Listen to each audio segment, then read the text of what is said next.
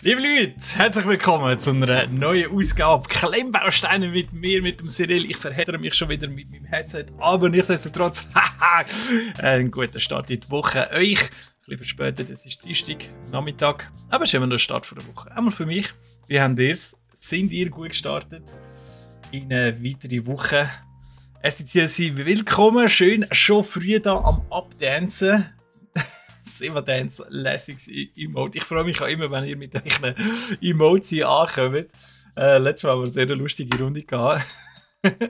Sehr, sehr witzig. Gut, ja. Ich bin gut gestartet in die Woche. Es gibt viel zu tun. Weil am Donnerstag gehen wir auf Nürnberg. Die Spielwarenmesse, die steht nämlich an. Ja. Das wird stressig. Das wird meine erste Spielwarenmesse sein. Ich habe gehört, gewisse Stände sind eine halbe Stunde voneinander entfernt. Also das wird recht krass. Und wir haben zum Teil Meetings, die zum aneinander sind. Aber es wird schon gehen. Dementsprechend natürlich nur 3 Tage, um mein Weekly-Business zu machen.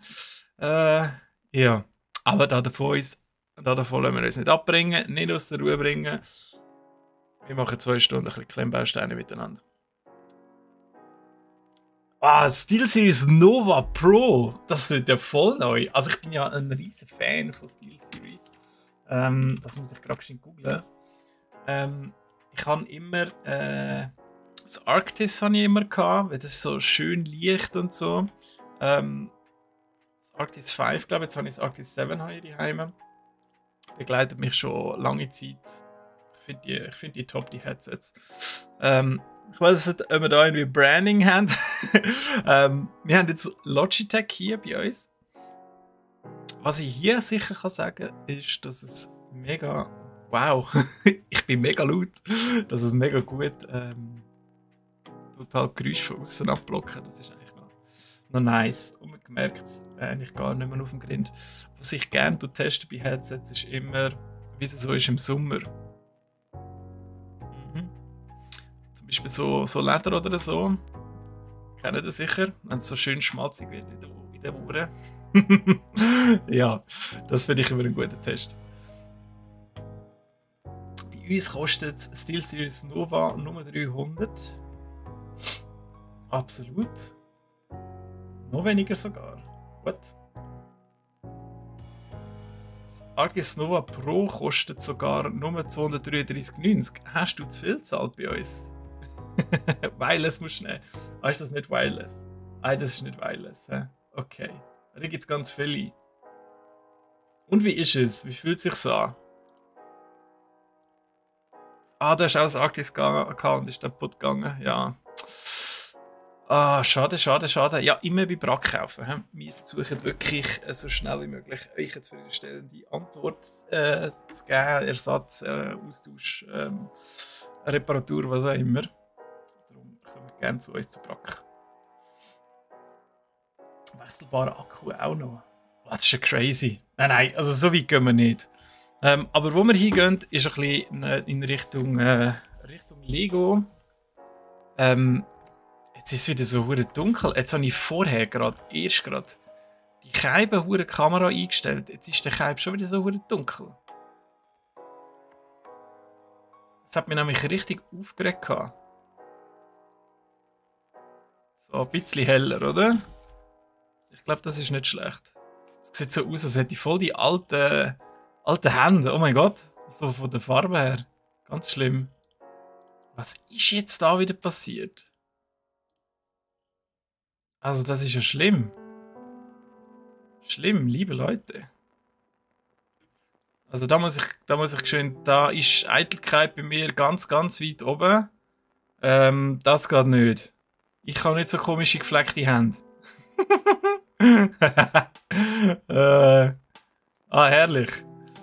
So schön ein bisschen im Livestream noch ein bisschen Settings. Das haben wir gerne. Oder? Das ist ja der Content, warum ihr immer zu uns kommt. Fantastisch. Ja gut, jetzt müssen wir halt mit dem leben. Wow. Wer hat denn da die Auflösung noch aufgetragen? Warte mal. Oh mein fucking Gott. Nein, ich mache nichts. Jesus Christ. Okay. Es tut mir mega leid. Ich bin so eitel, es ist schlimm. Ja gut, lassen wir es. Anyway, wir sind da stehen geblieben. 35, wir haben noch diese Seite. Den Anfang vom Balkon fertig gemacht. Bionic, herzlich willkommen. Schön kommst du auch ein bisschen zu uns in die Stube. Ein bisschen klötzeln. Das freut mich. So, nehmen wir den mal auf die Seite.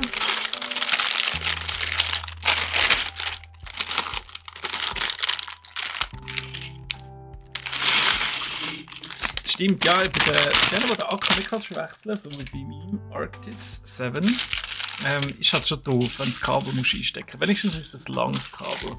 Das ist schon mal etwas.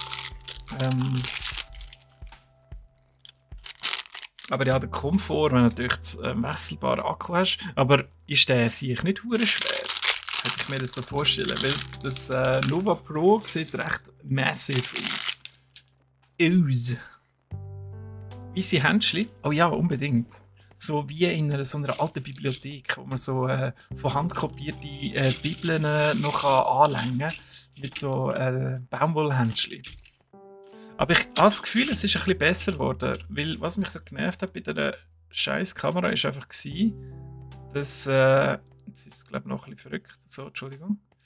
Dass es die ganze Zeit so geflackert hat. Aber ich glaube, jetzt ist es wirklich. Jetzt ist es recht crisp. Könnt ihr mal sagen, wie das so ist jetzt von der Auflösung? Ist das besser als die letzten Male? Ich versuche immer wieder ein bisschen dort dran rumzuschrauben. Vorher bin ich sehr zufrieden gewesen, bevor ich nochmal rausgegangen bin. Und ja, jetzt nicht mehr.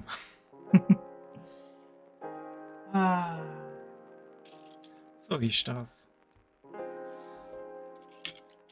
Die Sonne kommt langsam vor. Das ist ja schön.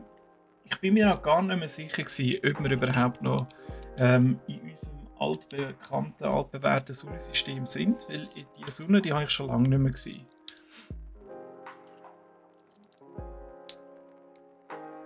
Also ich habe mich eigentlich schon darauf eingestellt, dass wir jetzt so ein bisschen Last of Us-mässig uns in diese Szenen hineinbewegen.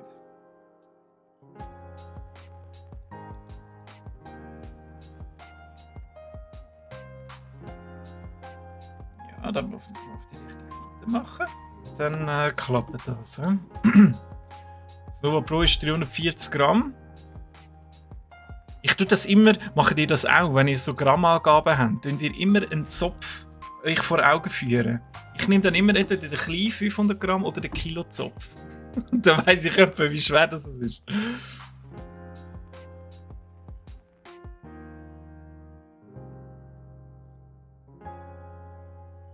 Nein, ja, also sorry, nein, also kannst du mir jetzt nicht mit Französisch kommen, Bionic. Klar überlese ich das. Das wird automatisch in meinem Kopf, oder? Dann sehe ich Französisch, dann macht es so zack, gelöscht. On ne pas parler français ici, hein?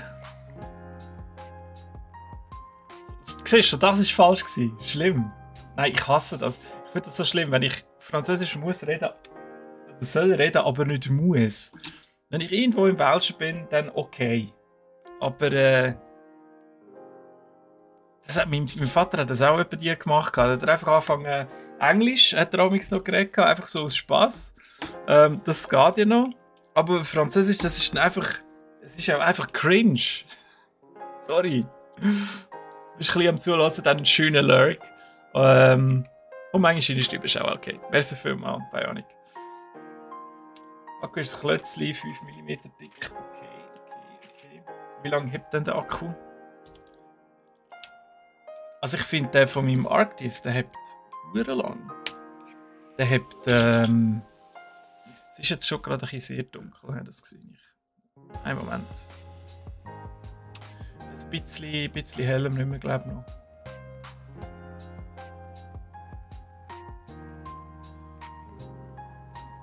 Dann haben wir natürlich wieder das Problem. Jetzt haben wir da schöne Overexposure von meinen Händen. Das ist jetzt ein richtiges Problem. Also ist glaube ich gut. Ja, lassen wir es mal so. So, fertig geküchelt jetzt. Eben, also mein Arctis 7 vom Akku her, ich glaube. Also das habe ich aber eine Woche lang an und dann brauche ich sicher jeden Abend, keine Ahnung, 2 Stunden vielleicht. Oder jeden Tag. Ja, das ist ja super. Und dann muss ich es einmal in der Woche laden oder so. Also easy.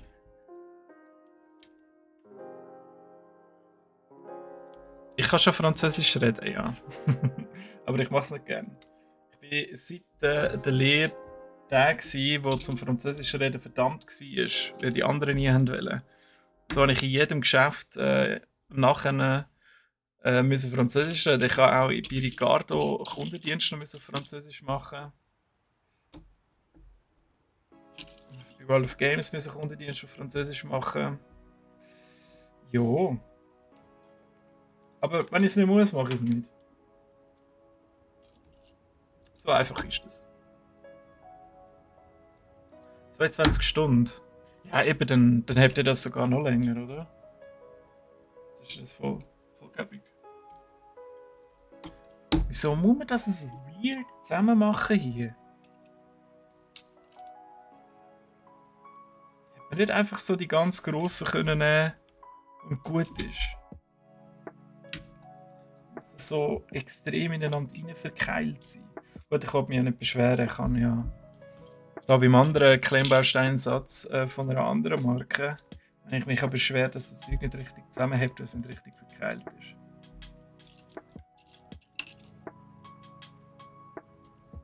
Darf ich nochmal ein Zweierli bitte? Einfach ein Zweierli. Das wär richtig schön. Also es muss ja hier sein, oder nicht? Da ist es. So home. So. Ja, und vor längerer Zeit habe ich mal bei BioG gearbeitet. Übrigens auch meine Chefin, Caro, kennt ihr ja auch. Und der Oli, der war ja auch am Special Stream gewesen. Sind alle jetzt hier bei uns im Team. Es hat auch noch andere gegeben, aber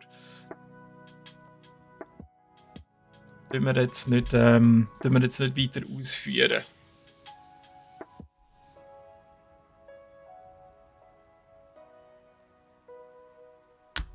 Können ist nicht gleich wollen. Ja, das ist korrekt.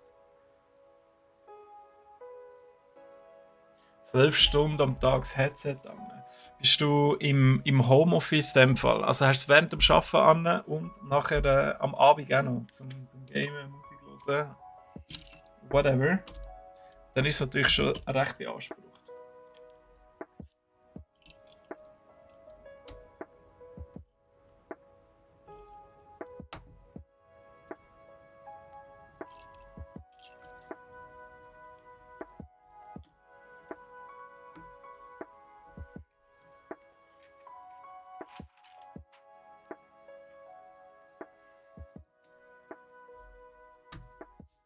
Aber ja, solange mir jetzt das Arctis nicht abstirpselt, brauche ich sicher kein neues jetzt. Auch wenn es noch geil aussieht. Aber das wäre jetzt reingeschossen, das spare ich wirklich lieber auf einen neuen PC. Und weil ich aktuell drauf und dran bin, mir wirklich nochmal zu überlegen, nochmal mit dem Streamen anzufangen, gibt es dann natürlich auch noch irgendwelches Equipment, das ich mir gerne würde zulegen würde. Es ist einfach immer alles, jede Entscheidung im Leben ist mit Kosten verbunden. Auch wenn es nicht einmal Geld ist, aber alles kostet etwas. Der Horror. Arbeitest du von die Heimen aus? Darf ich fragen? Oder vielleicht habe ich ja schon gefragt, aber was schaffst du als TSC?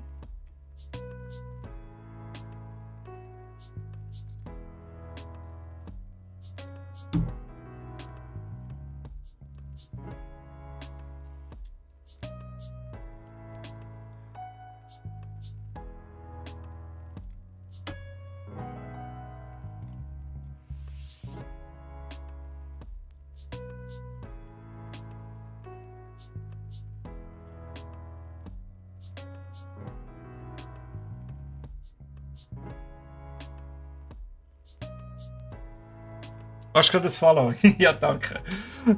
Ja, also ich werde dann da nicht auf dem Channel das Zeug noch promoten. Wobei die anderen machen es jetzt zwar auch, aber ja, also ich wollte jetzt auch noch nichts versprechen. Ich meine, die Ideen sind bei mir immer sehr weit vorne im Kopf und bei den Gedanken, wenn ich irgendetwas gerade verfolge. Aber schlussendlich muss man das Ganze dann noch umsetzen. Ja, aber ich würde, also ich bin schon recht motiviert. Ich wollte jetzt auch nicht irgendwie hier in die Bresche springen für Steffi oder so. Ich mache es nicht wegen dem. Aber letztlich einfach so durch den Kopf gegangen, dass es eigentlich mal geil wäre. Und das erste Mal, als ich gestreamt habe, ich eben auf Englisch. Jetzt sind wir wieder auf bei den Sprachen, oder? Und Englisch ist so cool, oder? Dann, je nachdem, wenn du streamst, dann bin ich noch in der Gastro gewesen, habe ich natürlich die ganzen Amis können abgrasen, die dann fängst im Feierabend gekommen sind. Aber es kann halt auch ein bisschen anstrengend werden. Und das ist jetzt schon fast 6 Jahre her. Darum, ja, denke ich. Also nicht denke ich, nein, wenn ich wieder würde streamen, dann auf Hochdeutsch sehr wahrscheinlich, aber.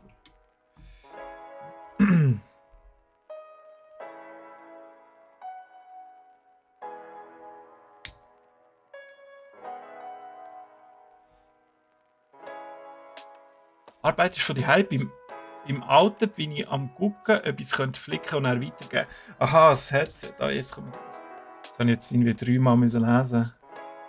Bionic findet Streamen nice. Du tust ja, glaube ich, auch, oder? Oder habe ich das falsch im Kopf? Wenn es nicht ein Müssen ist. Ja, also sobald Streamen ein Müssen ist, dann dann kannst du eigentlich gerade aufhören.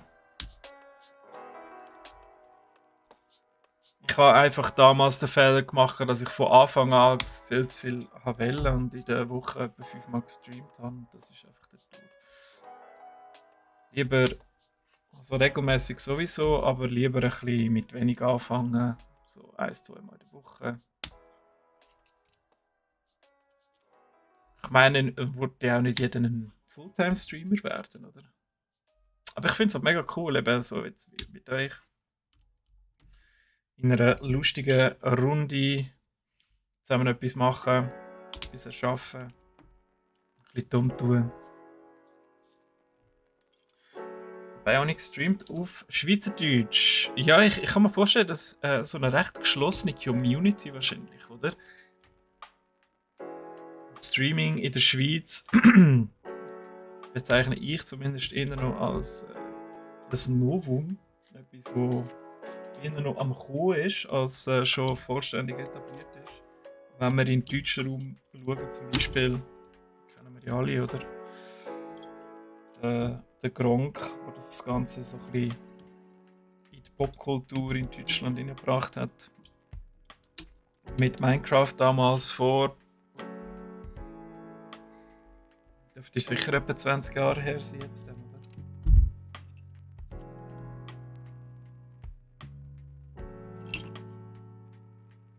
Sollst du streamen, Bionic? Was ist so, wenn du dich jetzt müsstest selber beschreiben, wie würdest du dich als Streamer und dein Programm, wie würdest du das beschreiben? Also, sie ist Elektroingenieur und macht Steuerungssoftware. Das klingt ja voll abgespaced. Steuerungssoftware.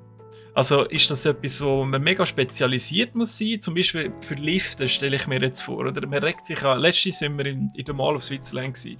Dort hat es die coolen Lifte, wo du einfach auf die Taste drückst für die Etage, wo du hin musst. Und dann zeigst du dir an, welcher Lift das kommt. Und dann wartest du aber noch mal 5 Minuten, bis das Sieg endlich kommt. Machst du das auch? Oder sind das Spezialisten, die das dann machen? Aber ja, da sehe ich Chancen bei dir, dass du natürlich dein Headset noch flicken kannst. Sehe ich absolut Chancen.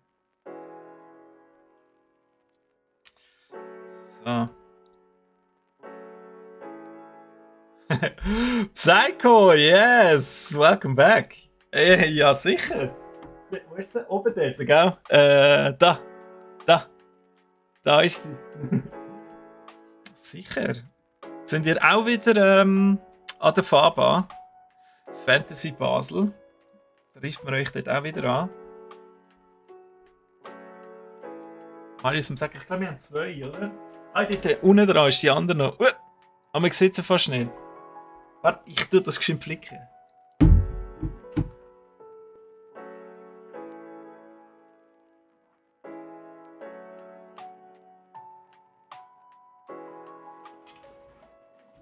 So.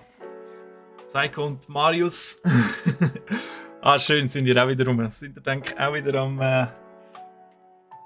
am Streamern. Das ist ja gut, haben wir da jetzt ein bisschen Streamer da bei uns. Wie würdet ihr denn so die Schweizer Community bezeichnen? Oder ist das schon voll etabliert? Oder eben nicht? Täusche ich mich da? Liftsteuerung ist Aufwärmeübung. Okay, sorry. Sorry, Boss. Ja. Also ich meine, die musst ja irgendwie programmieren, oder? Das heisst ja dann, der zuerst drückt, dort geht der Lift zuerst an, außer dazwischen ist noch eine Etage, die er zuerst erreicht. Oder? Einfach, du kommst eine Aufgabe über und die wird immer wieder so und dann zwischendurch wird wieder abgeschoben von der Priorität. Ich glaube, so wird das programmiert, oder? Aber wenn du 5 Minuten auf dem fucking Lift wartest und es hat noch 3 andere, dann hat irgendeinen einfach in die Scheisse gelangt.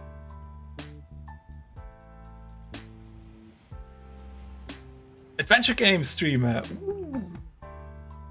Schaue ich sehr gerne. Ich finde das etwas mega Unterhaltsames im Streaming-Format. Adventure Games. Da kannst du so ein bisschen erzählen. Das Game erzählt an sich schon viel.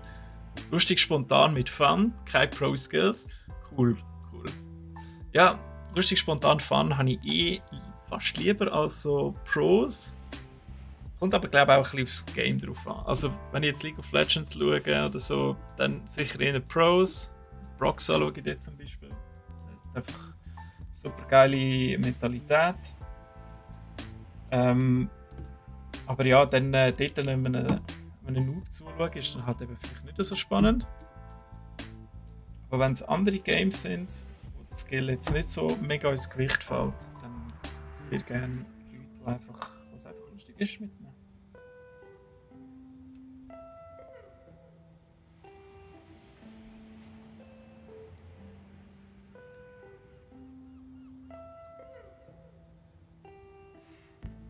Sehr schön. Ja, gegenseitige Unterstützung, das sieht man doch gern.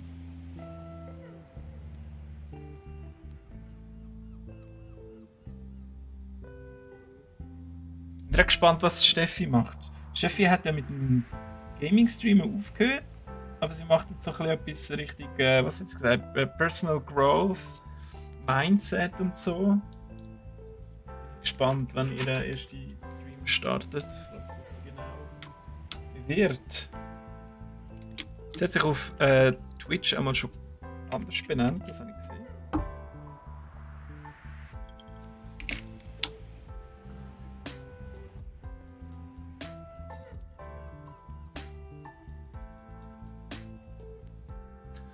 Ja, Psycho, kannst gerne den Stream crashen. Ich weiß aber nicht, ob es einen Stream gibt. Also, unsere Gaming-Abteilung ist das Ganze noch irgendwie am Aufgleisen. Also nicht am Aufgleisen. Ich glaube, sie wissen, was sie machen wollen, aber mit dem Marketing zusammen haben sie jetzt, glaube ich, erst gerade noch eine Sitzung gehabt. Und ja, ich weiß noch nicht, wie das Finale aussieht. Aber ich bin mir nicht sicher, ob wir sogar einen Stream werden haben. Aber sonst sind wir sicher in das Foto machen oder so, da kannst du ein Foto bomben, das ist auch okay. Sonst können wir bei euch crashen.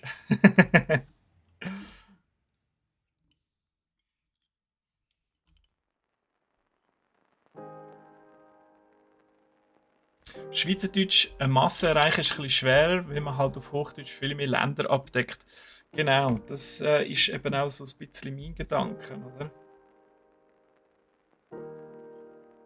Schweizerdeutsch ist sehr nischig, hat aber sicher dann auch ein ganz spezifisches Zielpublikum, oder? Weil eigentlich nur die Schweizer das dann schauen. Und die Schweizerinnen.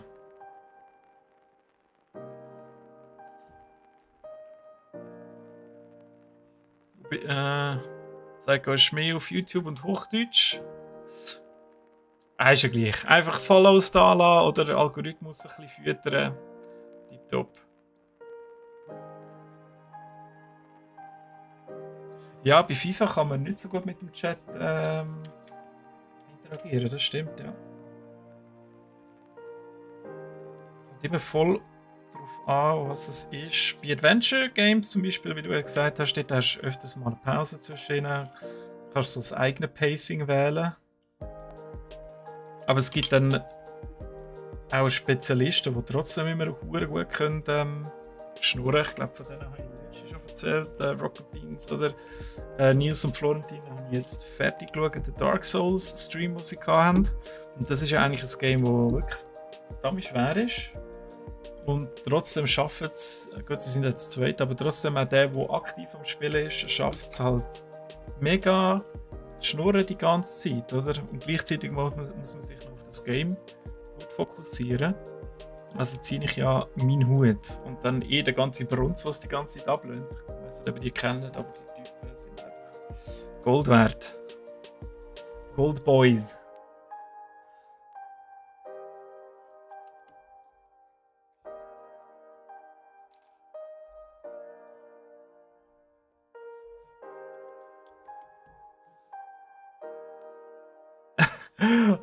Witzig. Letztes Mal haben wir Discord den Stream raiden und sind dann live Hallo sagen.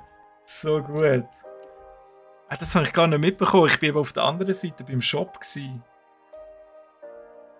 war nur die Steffi, die eigentlich um die Ecke gekommen ist mit einem Autogramm hier. Und ich so, hä? Hier, wo was?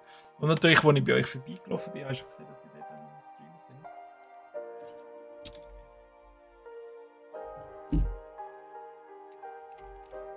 So.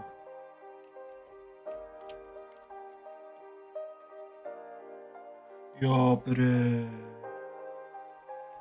oh, doch. Schön. Nein! Wunderprächtig. 36.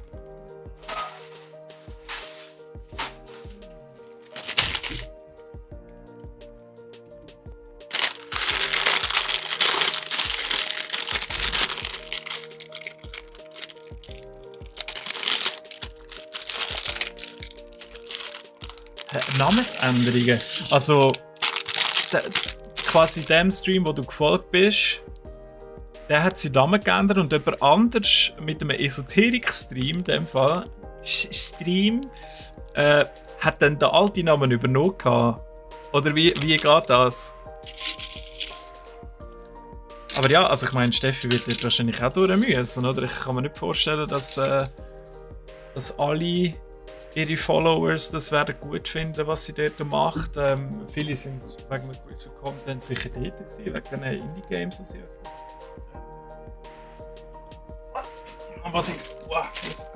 Was sie öfters gemacht hat, oder? Und da musst du halt deine Community wieder neu aufbauen.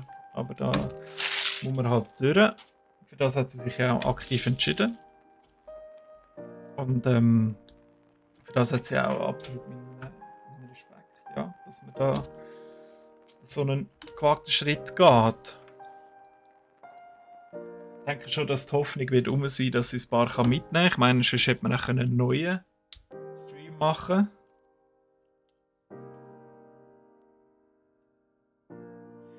Ja, sorry, aber aha, Moment, das kann man auch auf die andere Seite tun. Weg bin das riesen Brain. Also das mit diesen Farben heute, das geht mir so versenklich, könnt ihr euch das nicht vorstellen. Aber ist ja gleich. Ich ignoriere es jetzt. Versuch's. Die hat einfach umgestellt. Also zuerst irgendwie, weiß ich auch nicht, ich sage jetzt einfach Gaming und dann ein bisschen Tarotkarte legen. Also das ist ja ziemlich verwirrend. Heute ist deutsche Sprache ist sehr schwer heute. Also ich kann mir gut vorstellen, dass da viele abkumpeln. Ich meine, kommst du einen gewissen Content und dann kommt plötzlich ein ganz anderer, wo nichts wissen davon. Nicht so sauber.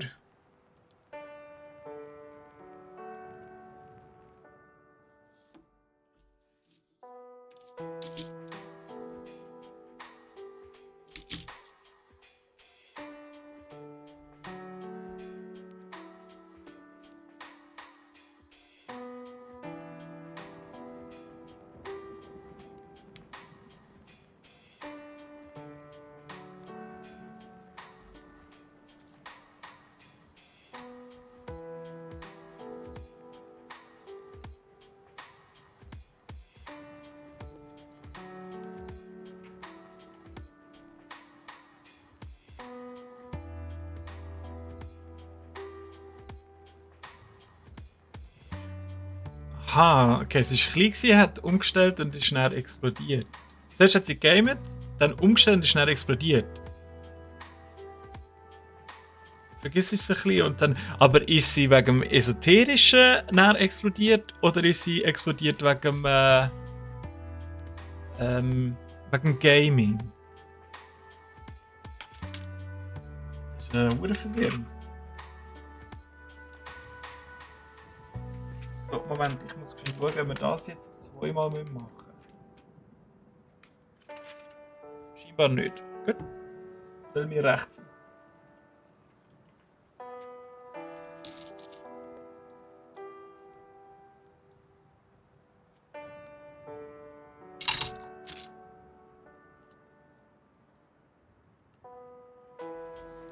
Also jetzt musst du langsam schauen, was du schreibst mit deinen Buchstaben.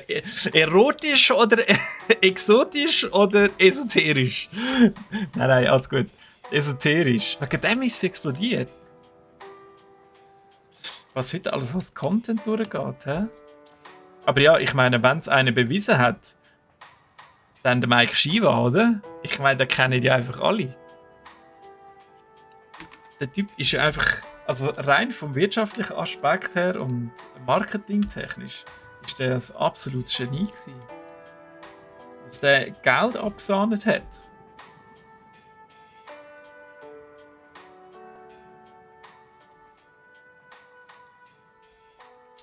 Elder Scrolls Online Fan und du ein bisschen die neuen Streamer begleiten und schauen. Das finde ich schön. Jemand, der aktiv nach den kleinen Streamern schaut. Das hat mir am Anfang dort dann auch geholfen, ein bisschen aus dem Sumpf rauszukommen. Es sind eben so Leute wie du, die ein bisschen bei den Kleinen schauen, weil das Problem bei den Grossen ist halt, dass du als einzelner Zuschauer gar nicht mehr so richtig wahrgenommen wirst. Wie auch, oder wenn irgendwie 700 Leute bei dir im Chat sind und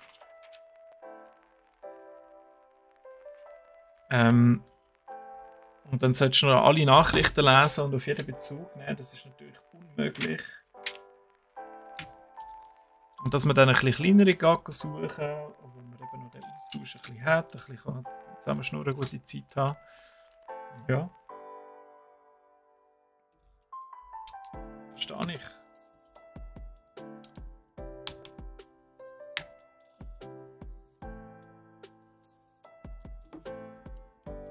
Ist auch etwas Schönes, oder wenn du mal so einen Streamer oder eine Streamerin gefunden hast, wo du mega toll findest und dann ein bisschen begleitest und halt mal Fragen hast und fragst und dann wirst du gerade wahrgenommen und deine Frage wird beantwortet und so.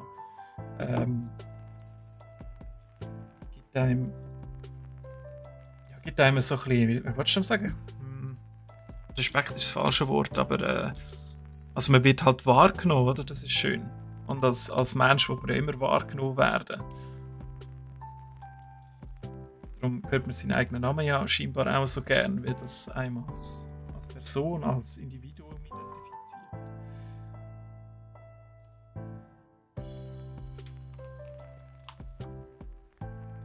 Gratwanderung zwischen Faszination und Verzweiflung. Ja. Kann ich gut nachvollziehen. Ich finde das darum bei Dark Souls oder Souls Games im Allgemeinen finde ich das immer schwierig. Es gibt Leute, die können es mega gut. Dort ist es sehr angenehm zum Zuschauen. Und ich bin überhaupt kein Souls-Profi. Ich habe das 3, keine Ahnung, ein paar Stunden gespielt, Elden Ring 60 und Demon's Souls sind wie 2 Stunden. Da bin ich einfach verzweifelt. Aber es gibt einfach so gewisse Mechaniken und so. Und ich mich dann einfach frage, Leute, aber wie kommen die nur durch den Alltag durch? Und das siehst du dann halt als Zuschauer, aber als Streamer, wo du gleichzeitig noch unterhalten musst, ist das halt schwierig. So.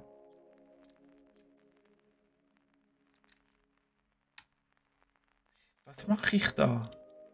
Hä? So? Aha, da hätte ich es ja dran lassen.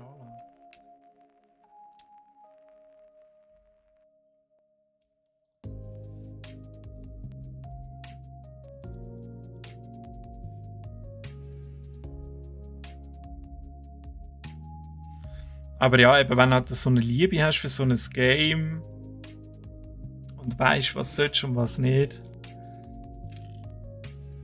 bist du natürlich schneller mal verzweifelt, oder? Vor allem, wenn dann irgendwie noch so wichtige NPCs gekillt werden oder irgendwelche Items am besten zerstört oder verkauft werden, die eigentlich plotrelevant sind. Das ist doch... Das macht es doch eben herrlich. Dann aber immer der Chat ausrastet. No!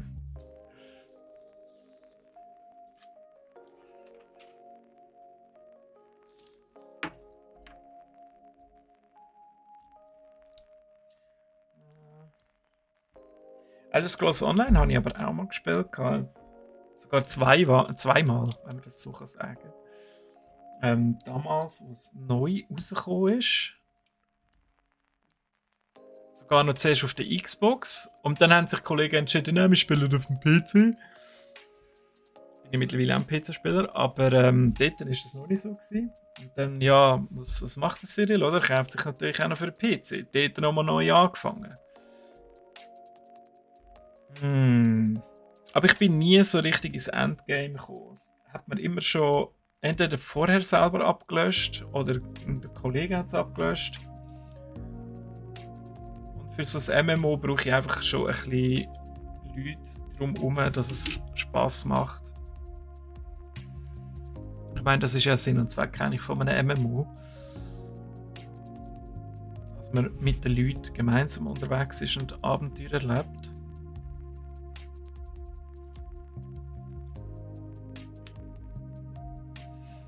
Ja, und dann habe ich es später nochmal versucht. Ich glaube, da wo der nein, nicht der Nekromant, der Hüter, der mit dem Bär oder so rausgekommen ist.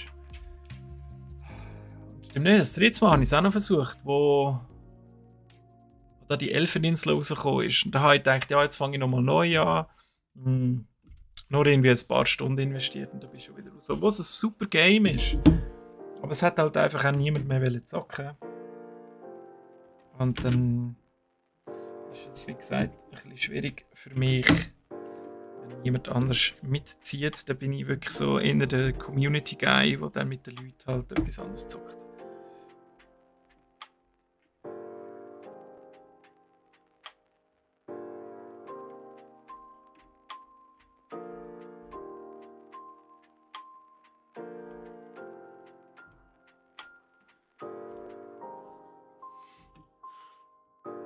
Ja, hat man sich damals auch so als Noob ausgegeben oder verhalten, wo man angefangen hat.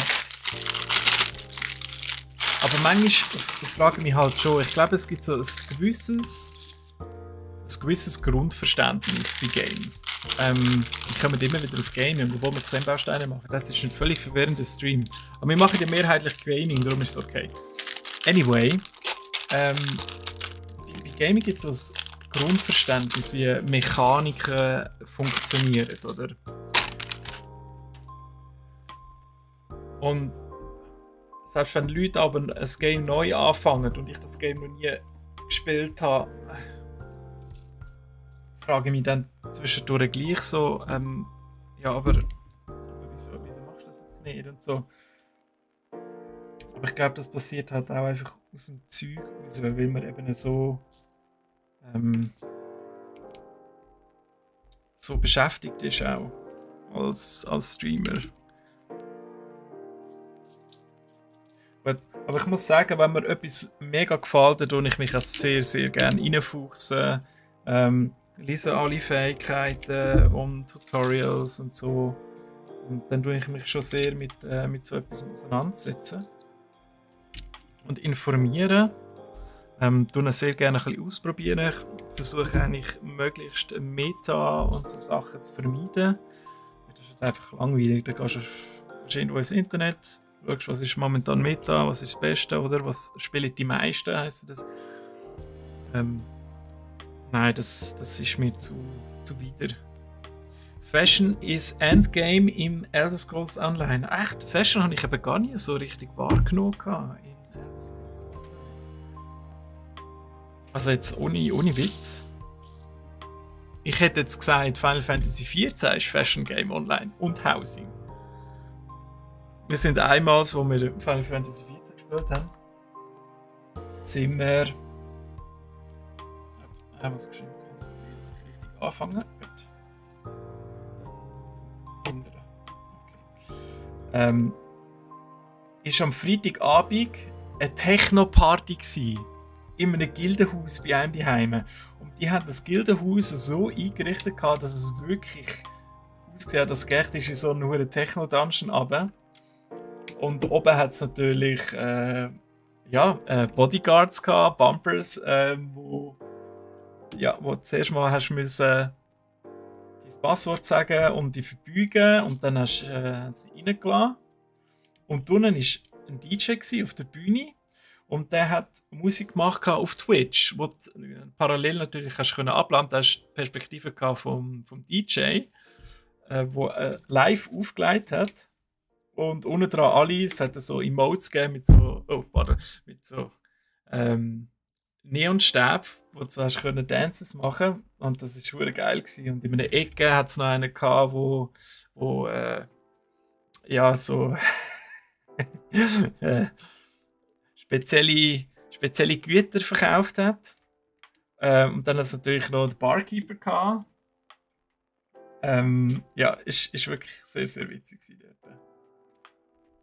Das war echt ein cooler Freitag. Also, ich meine, ich gehe ja schon nicht gerne so in Clubs und so, aber in-game, why not?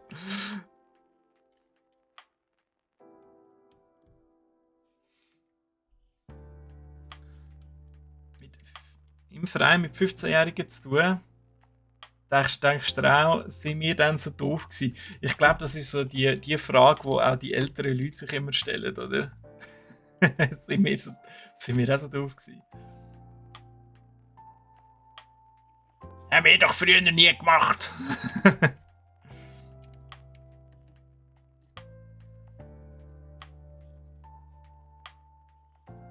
Ich glaube, es sind einfach andere Fragen, die heute gestellt werden. Dann die Prioritäten, die anders gesetzt sind in den Köpfen von jungen Jugendlichen im Vergleich zu früher.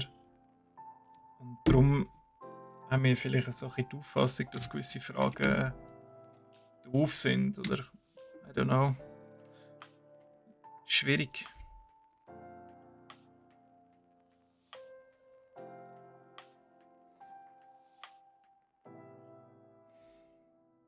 Final Fantasy kannst du mit dem Artstyle nichts anfangen. Ja, du.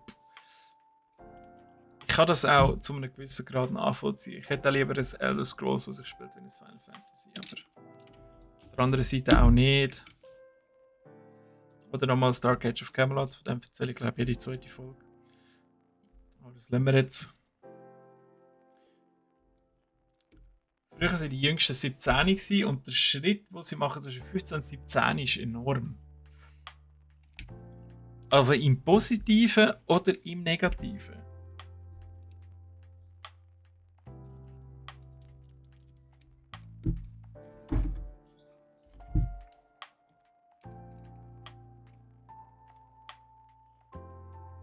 Positiv, okay.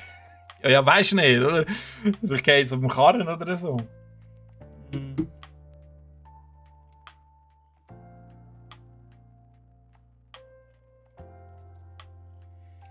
Ich versuche gerade ein bisschen an mich zurückzudenken. Also ich bin mir sicher, ich habe in einen Stuss rausgelassen und bin von irgendwelchem Gugus überzeugt gewesen, dass dieses und jenes richtig ist.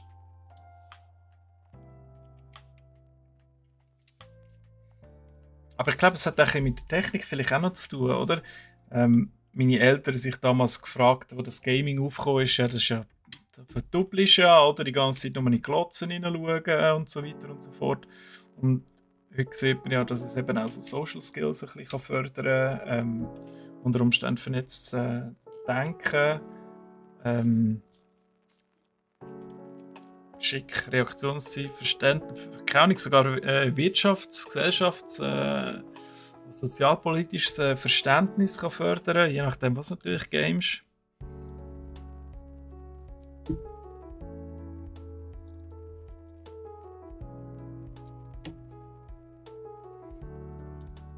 Und heute, wo die Jungen, keine Ahnung, mit 10 schon davon träumen, irgendwie Influencer zu sein, denke ich mir doch auch, sorry, aber du musst nicht einen anständigen Job machen.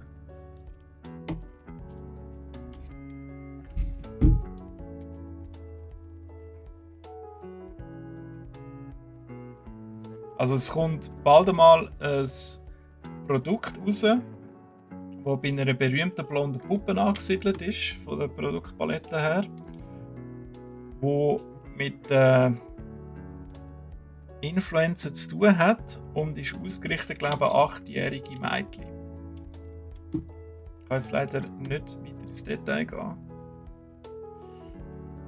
Aber da fragst du dich halt auch, oder? Muss man wirklich 8-Jährige schon in die Richtung drängen, so, hey, willst du nicht, wenn du erwachsen bist, Influencer werden? Vor allem, es wird dann so einfach vermittelt, oder? Ja, du dich schminken, machst Videos, gut ist. Nein. 24/7 ist Job, oder? Wenn du es richtig machen willst. Und ich würde das nicht machen, ehrlich gesagt.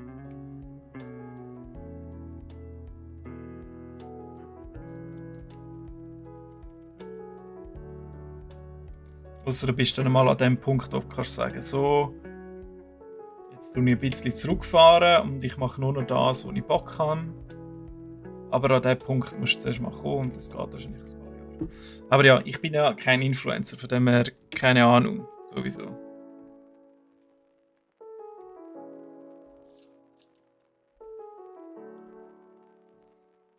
Dass du Leuten musst beibringen, dass es Probleme gibt, die sich nicht aushocken lassen. Probleme lassen sich in der Regel nicht aushocken.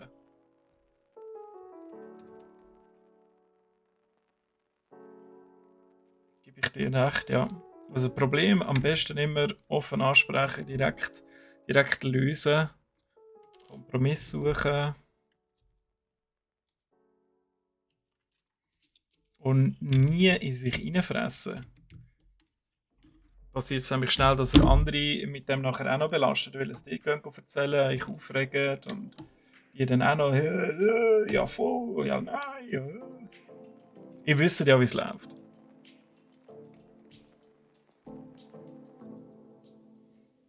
Psycho steht mir da auch zu. STLC, ja.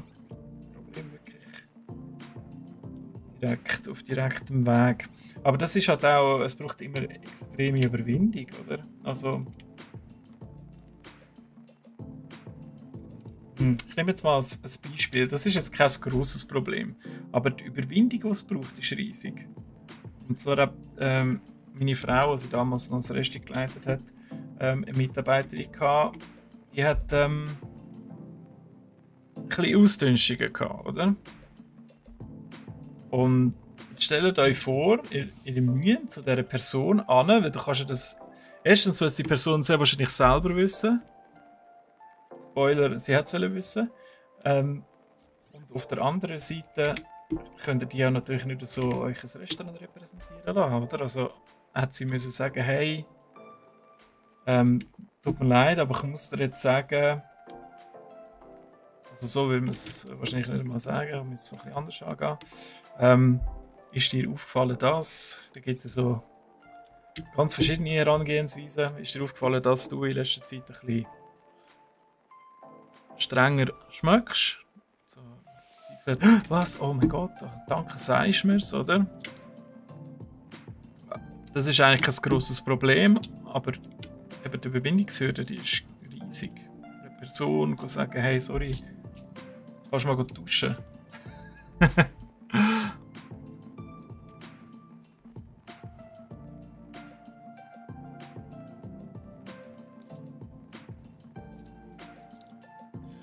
Also sie meint sogar zu der Thematik vorher wegen 8 und Influencer. Es ist spät, wenn man sieht, wie die Amis schon Babys auf einen Laufsteg verschicken.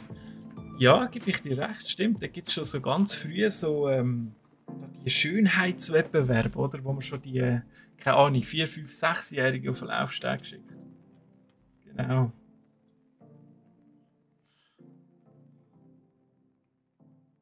Wie ich zu Brack gekommen bin, durch eine Bewerbung. Ich weiss, das kommt jetzt extrem unerwartet. Aber es war tatsächlich eine Bewerbung.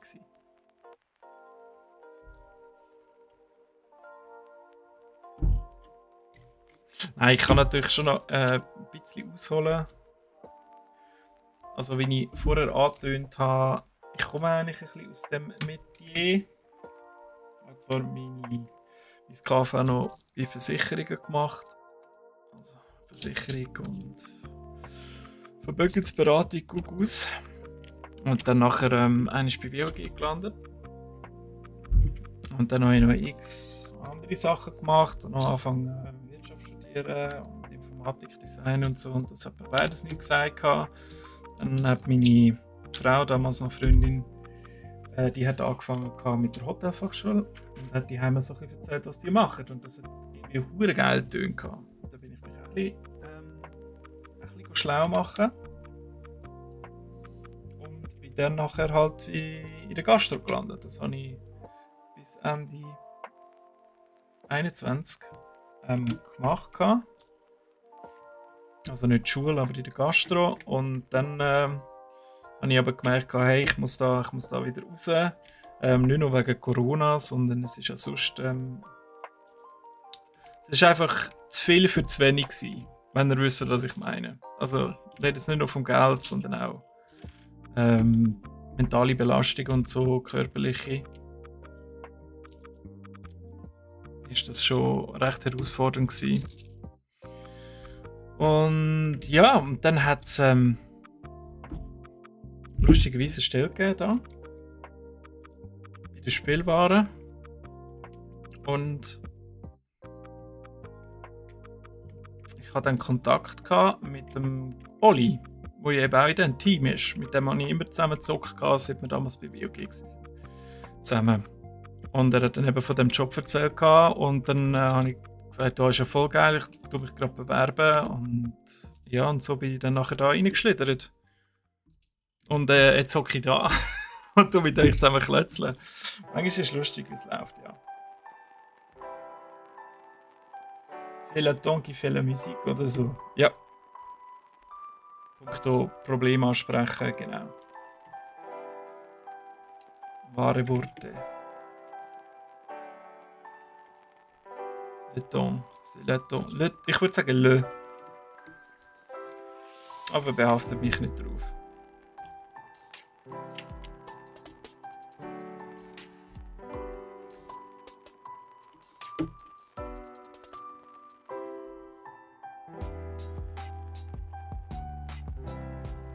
Es wird sehr ein elaborierter, hoch verzierter Balkon, sage ich euch. Ist ja extrem, wie viele Klötzchen wir da anhängen.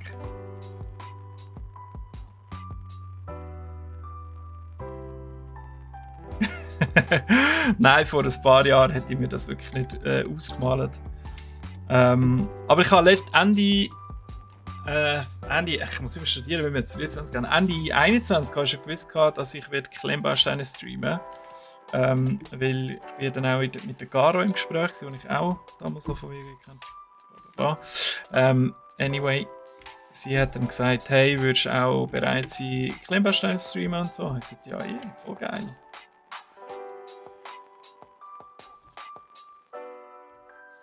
Ja, und so ist dann das zustande gekommen, weil anfangs 22 haben sie angefangen mit dem Gaming-Stream und dann, glaube ich, im Februar oder so bin ich dann mit Klemmbausteinen noch dazugekommen.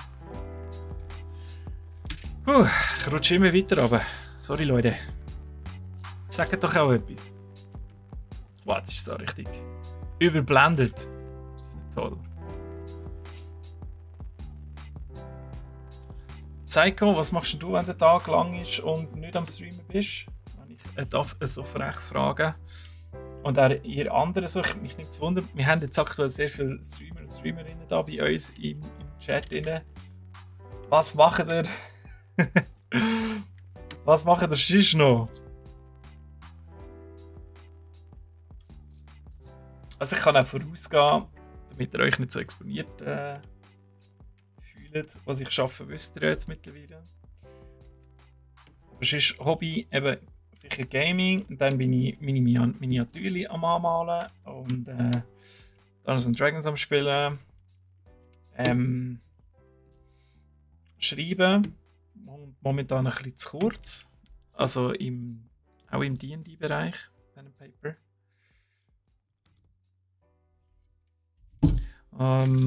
Und das war es eigentlich schon. Das nimmt schon sehr viel Zeit von mir ein. Und wenn ich jetzt eben über das Streaming dazu tue, würde ich wahrscheinlich etwas anderes darunter leiden.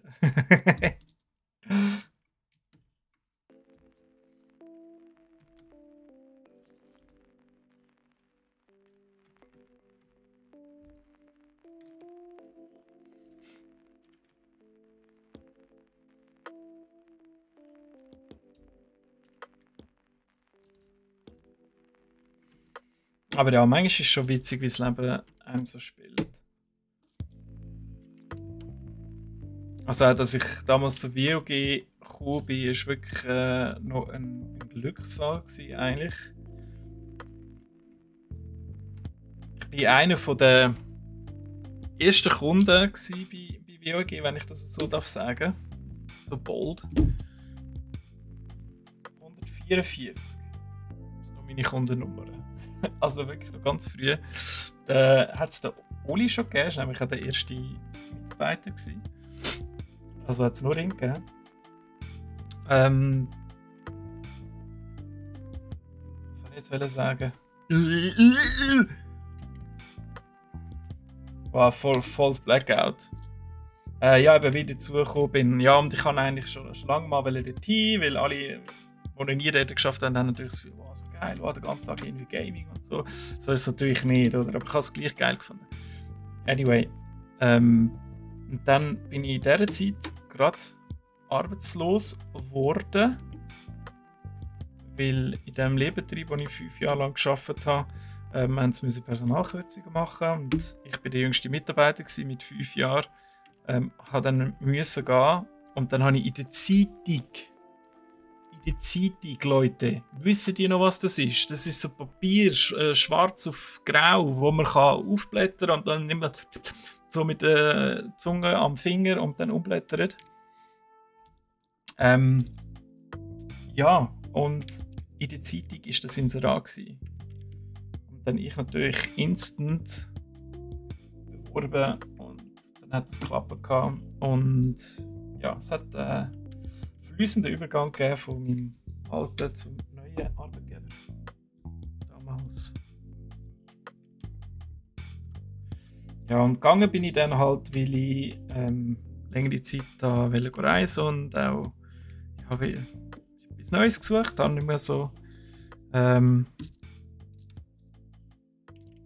ich weiß auch nicht, vielleicht ein bisschen langweilig gewesen. Weil eben, ich brauche zwischendurch eine neue Herausforderung, oder?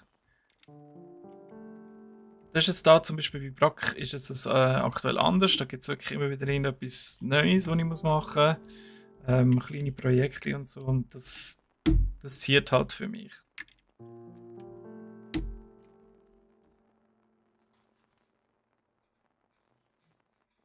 Wow, 5-stellig ist aber auch sehr niedrig.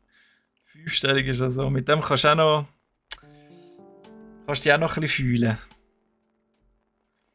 Mittlerweile sind sie ja garantiert schon 6-stellig. So, und jetzt? Das habe ich gedacht.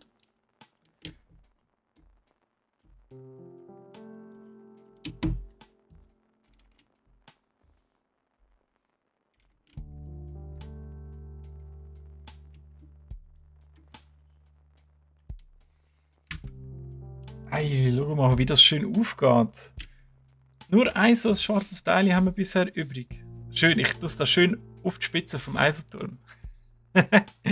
Cool.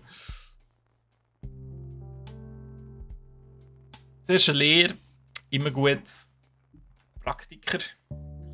Als Logistiker willst du nicht bei Brack arbeiten. Schon früh gemerkt, dass es nicht so dies ist, okay. Grafiker, Videoschnitt, Marketing, Gaming, okay. 14, ab 14 alles selber beigebracht. Wow. Chapeau, cool. Und machst du das jetzt auch aktiv? Verfolgst du das immer noch? Oder ist das jetzt so quasi dein Beruf? Ich würde das auch sehr gerne können. Ich habe das so hobbymäßig mal ein bisschen beigebracht. Aber jetzt Premiere schon 6 Jahre nicht mehr offen gehabt. Und After Effects jetzt erst gestern aus eingangs erwähntem Anlass mal wieder angeschaut. Muss sich immer wieder reinfuchsen. Also entweder machst du es die ganze Zeit und dann weißt du, wie es funktioniert, oder wenn es mal so ein paar Jahre liegen lässt, dann musst du wieder bei Null anfangen. So die ganze Adobe-Palette ist so komplex.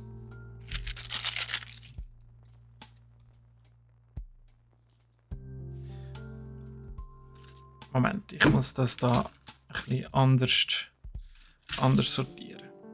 So. Wir arbeiten jetzt wirklich nur noch an diesem Teil.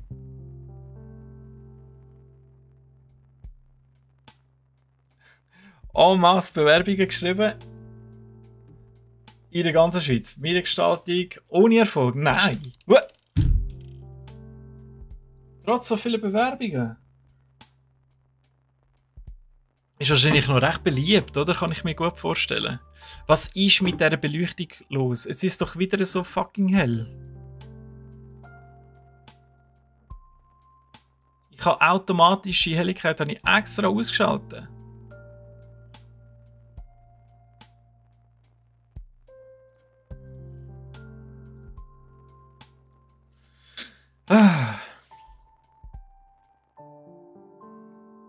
Ohne Ausbildung ist schwer im Bereich. Aber ein Praktikum, wäre dann ein Praktikum nicht auch noch möglich gewesen? Für die ist natürlich nichts, aber dann hast du wenigstens mal den Fuß in der Branche. Das ist halt immer extrem viel wert.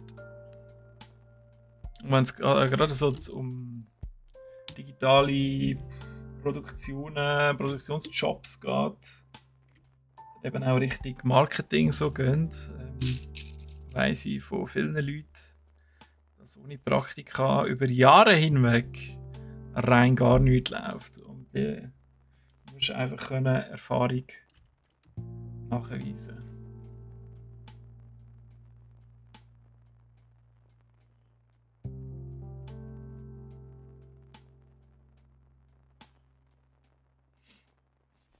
Master Collection 5.5 gekauft, aber NASA vermietet ja nur noch. Adobe Master Collection. Ja, wie lang ist das her? Ich finde es gar nicht so schlecht mit dem Vermieten. Also vor allem, wenn man Studi ist, dann kommt man ja die ganze Adobe-Palette für ihn wieder 30 Stutz über. Nein, ich bekomme keine Provision. Aber das ist recht günstig, wirklich. Und es ist halt einfach Branche oder was auch immer, Software, Primus, keine Ahnung. Es ist halt einfach so mäßig gut. Was willst du denn? Du kannst noch lange irgendwie ein GIMP nehmen oder so. Es gibt zwar so webbasierte Programme, die eben so After Effects und so sollen ersetzen, aber Hören wir doch auf.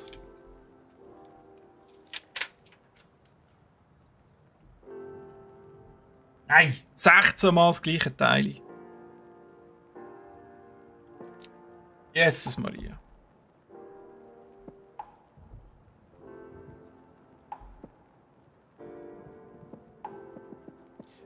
Ich habe kein Ringlicht, aber ich habe ein...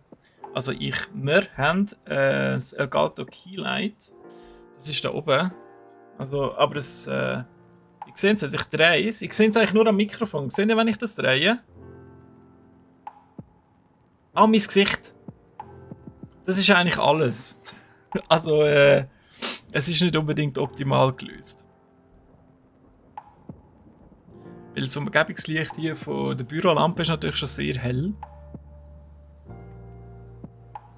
Aber eben, ich habe eingangs extra alles korrekt eingestellt. Ich habe extra auch noch Lego-Teile drunter gelegt, um zu schauen, ob es mit der Farbe und so okay ist. Und als ich weggegangen bin und 10 Minuten später wieder komme, ist wieder alles anders. Obwohl ich das Autoding rausgenommen habe. Aber ich glaube, jetzt ist es recht gut. Immer noch ein bisschen overexposed.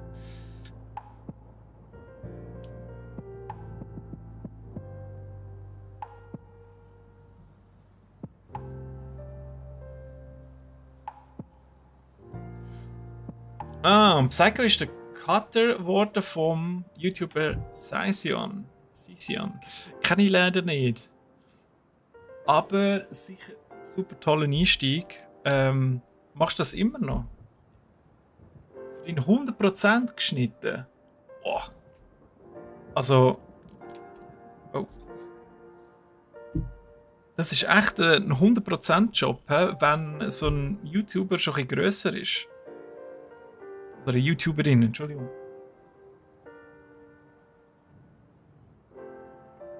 Eine videoproduzierende Persönlichkeit. Vom Kanal Wuppel. Wuppel, TikTok gemacht. Okay, ja, ich kann mir vorstellen, dass es echt viel Arbeit gibt. Wuppel kenne ich, habe ich irgendwie schon gehört. Sergeant Wuppel? Nein. I don't know. Sagt mir nicht etwas.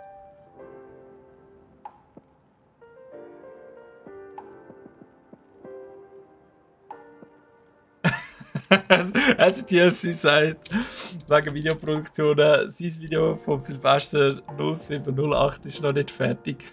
Bei seiner Produktionszeit können sich das nicht leisten, da noch Studie 800 Stutz zahlen, um das zu machen. Okay.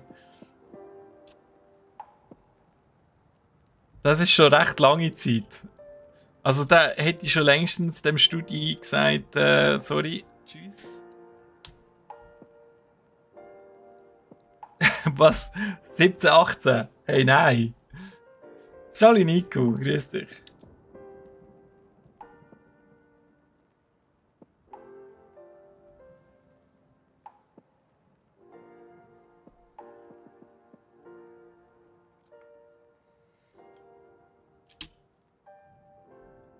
Wow, 6 Monate, 7 heimkommen, schneiden bis Mai, so lange schneiden.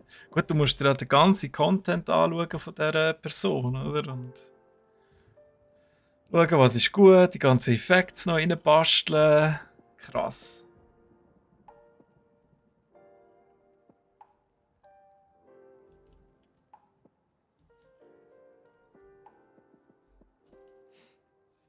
Und dann 60% Job gewechselt.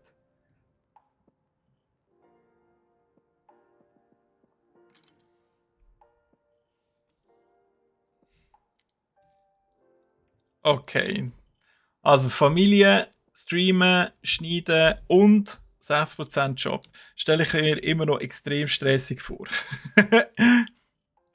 Aber hey, ich meine, wenn es für dich funktioniert, dann ist das ja top. Ist ja top. Das ist sicher das Optimale aus dieser Situation rausgeholt. Und wichtig ist ja, dass du dein Ziel verfolgen und Richtung Videoproduktion gehen.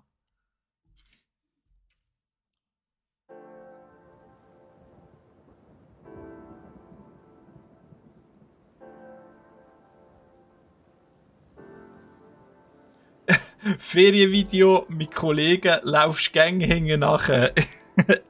Ja, also da würde ich auch nicht der wollen sein, der die ganze Zeit muss Filme machen, sorry. Ich kann ja selber filmen. Hast du doch in die Ferien zum festen?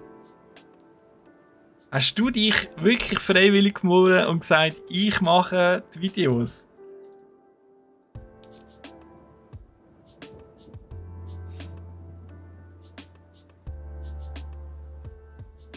Was sind denn Jump Cuts?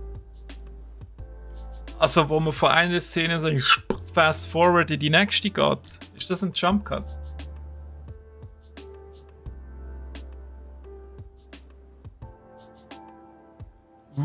Das ist einer der ersten, der einen Full HD Camcorder gekauft hat. Okay. Kann man sich das leisten, wenn man Fahrstühle programmieren? Nein, sorry, alles gut. Krass. Full HD. Das war noch das Ding, he? Camcorder, Full HD. Früher aber noch, keine Ahnung, Interdiscount, Katalog und so noch drin gewesen. Full HD. Boah, krass. Und heute hast du auf dem Handy 4K mit der Frontkamera natürlich. Für Premiere hast du noch ein Plugin kaufen für AVC HD.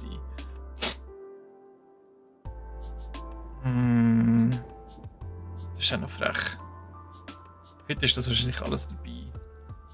Aber ja, ich weiß gar nicht, wer die Camcorders noch produziert. Also ich meine jetzt die für eben so Amateure.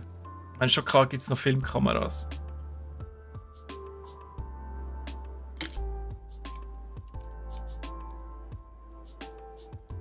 Aber ich glaube, wenn du nicht so professionelle Produktionen damit machst, dann nimmst du doch einfach eine Kamera, die können ja auch schon super filmen, oder? Oder dann gerade halt das Handy, wenn es gut ist. Kommt darauf an, welche Qualität du halt willst.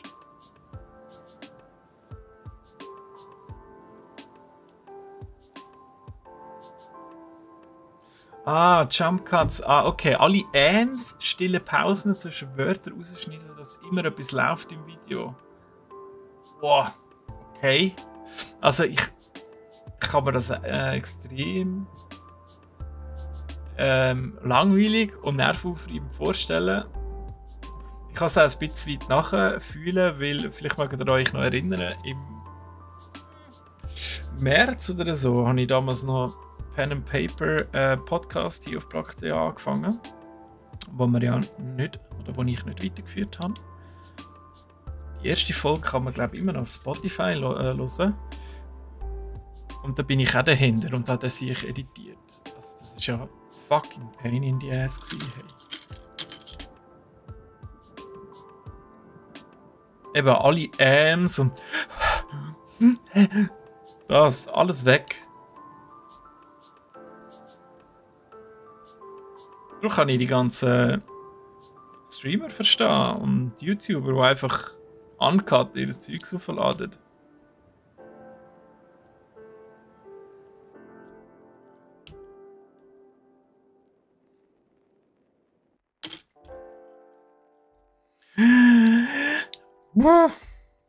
Mega viel. Knubbelis. So viel Knubbelis.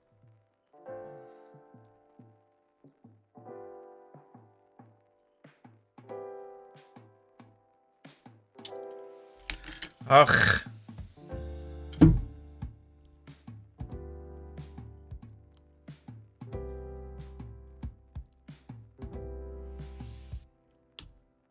Mir ist aufgefallen, dass ich langsam älter werde.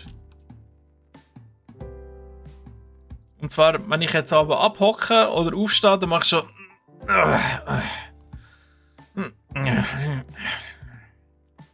So die Dad Noises. Habt ihr sicher auch schon gehört? Oder macht ihr das auch schon? Oder gibt es Mom Noises? Haben die Frauen ein Äquivalent zu dem?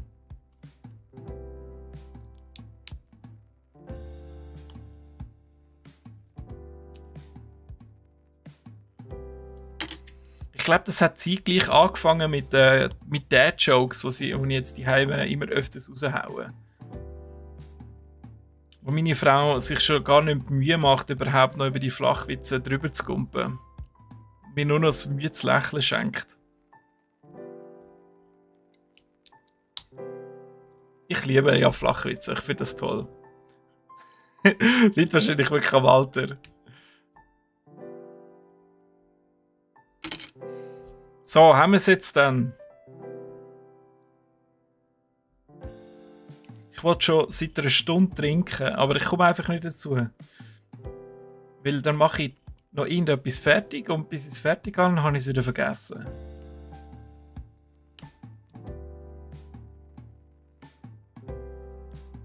Sehr eine ungesunde Angewohnheit. Ist im Stream ein Befehl für Flachwitz. Also wie kommt dann irgendeiner? Oder musst du einen erzählen?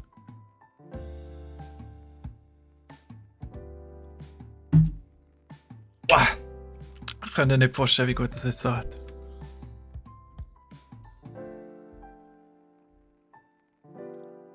...400 Flachwitze im Hintergrund. Wo dann random... Nein, wie geil ist das?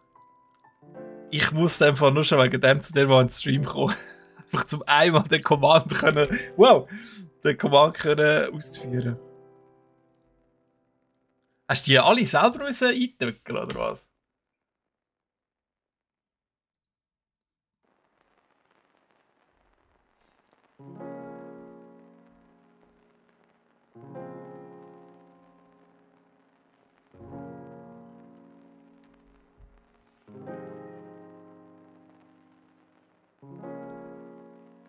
Ah, okay. Sisan ist ein GTA 5 RP-Streamer.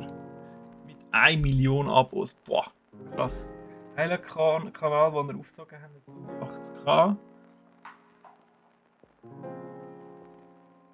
Also auf eBay Kleinanzeigen hat er anonymen Cutter gesucht.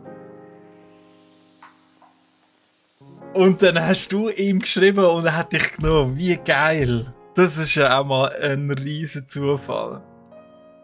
Also deine Verzweiflung hat dir ja dort extrem geholfen. Habt ihr jetzt gesehen, wie es wieder hell geworden ist? Seht ihr das? Es wird doch schon wieder heller. Also draussen wird es nicht heller. Komme ich Vögel über?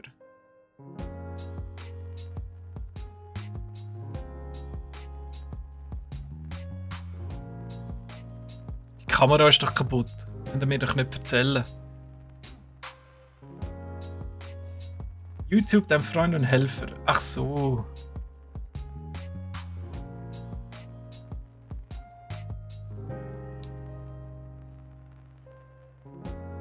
Wir müssen auch ein bisschen mehr machen für den Kanal. Also ich muss da mit der Steffi mal schauen. Wir brauchen ein bisschen mehr Commands noch. Ich habe gesehen, wir haben das... Oder ich weiß auch nicht, ob das automatisch schon drinnen ist, aber da das Minispiel, wo du kannst glaub, Punkte setzen und zusammen als Piraten in der Insel raiden und so. Das habe ich mal gesehen, dass wir das haben. Ich frage mich jetzt nicht, wie er das einsetzt. I don't know.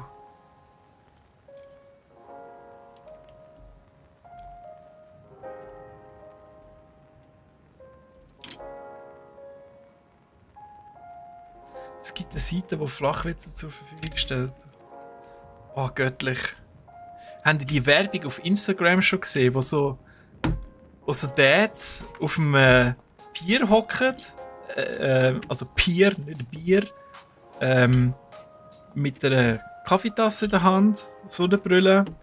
Der eine zumindest. Da erzählen sie sich einfach so Flachwitze. Also es lacht niemand. Einfach ernst. Finde ich toll. Ist Werbung, aber ist geile Werbung. Wie True Classic T-Shirt, das ich jetzt tatsächlich wirklich mal bestellt habe, wo auch so geile Werbung macht. Ich glaube mit diesen Leuten auch von College Humor oder so. Ich mich nicht täusche.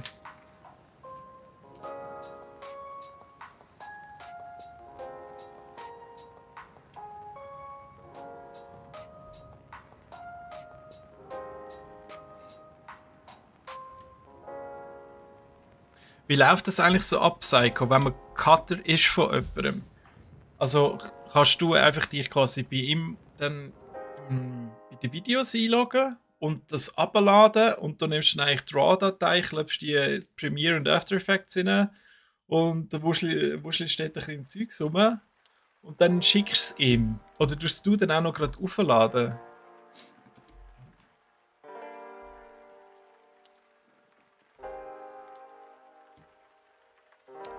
Jetzt gibt es sonst noch etwas, was man als Cutter machen muss.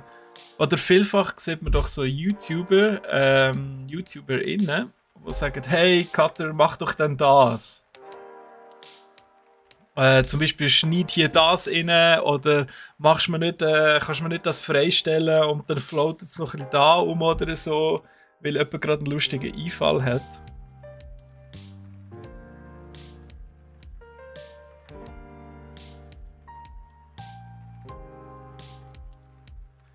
Ist das beim Zion auch so?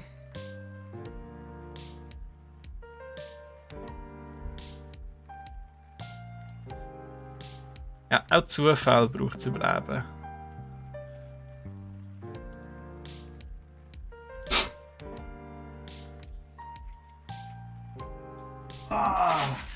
Hey Leute, ich glaube es geht perfekt auf, könnte sein. Jetzt ist 26.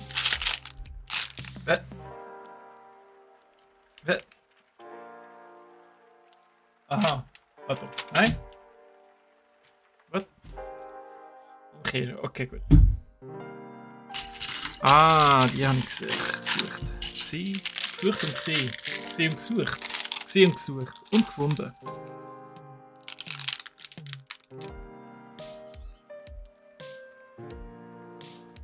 So, die darf ich jetzt da reinklicken.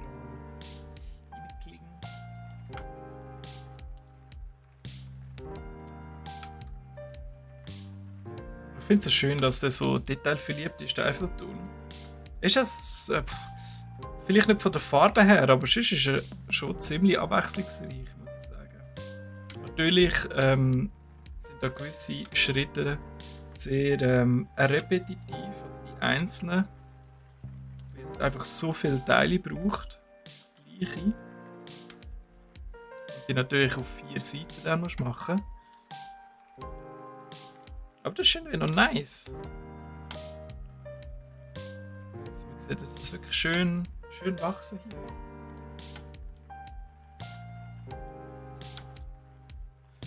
So.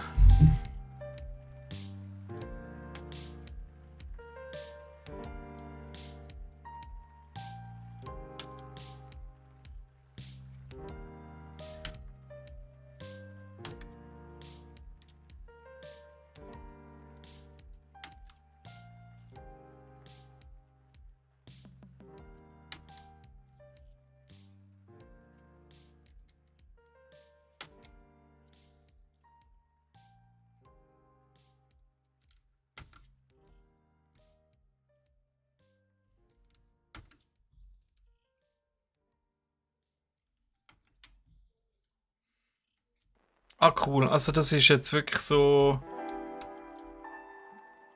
eine stillschweigende Vereinbarung zwischen dir und dem Zion. Die verstehen euch blind und du kannst eigentlich so ein bisschen vor dich anschneiden und das funktioniert. Ja. Und hast Zugriff abladen, wieder aufladen. Dann geht dir das eigentlich voll unkompliziert.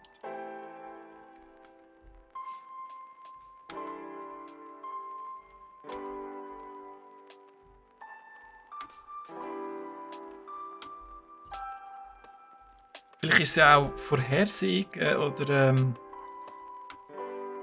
ja, vielleicht ist es Vorhersehung gewesen, dass du jetzt sein Cutter bist und hast können die Erfahrung sammeln und dann eigentlich doch noch ein rechtes Renommee hast und das vielleicht jetzt mehr Türen öffnen als in den anderen so Videoproduktionsjob in der Schweiz hätte ich können bieten. Auch eine schöne Grundsatzdiskussion, so Vorhersehung, Schicksal oder Zufall.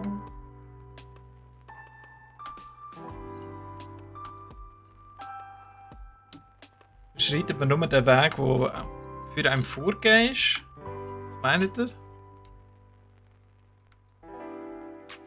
Oder bestimmt man selber, wenn man den Gump macht und auf einen anderen Weg übersetzt?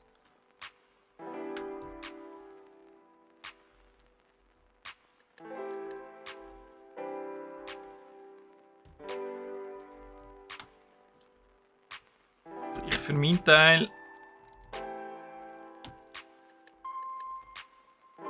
das ist eigentlich gute Dings, ja? Ich glaube nicht unbedingt an Schicksal per se, aber ich glaube, dass jeder Mensch dort landet, wie es für seine Fähigkeiten, die er sich erworben hat oder sie sich erworben hat, ja, wie das optimal ist. Entsprechende Fähigkeit eigentlich an dem Platz ist, wo vorher bestimmt ist. Dann sind wir doch eher bei Schicksal. He?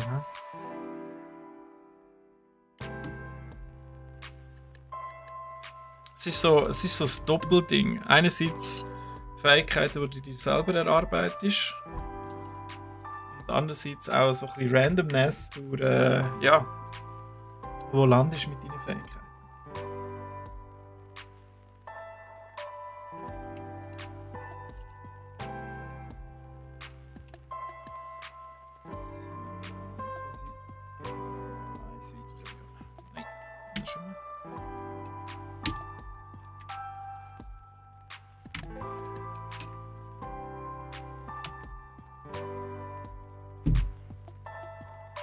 Komm immer wieder da, die Stängel. Hätte viel lieber. Das wäre doch mal geil. Essbare Lego. Da hätte ich jetzt so eine Salzstange angeklemmt.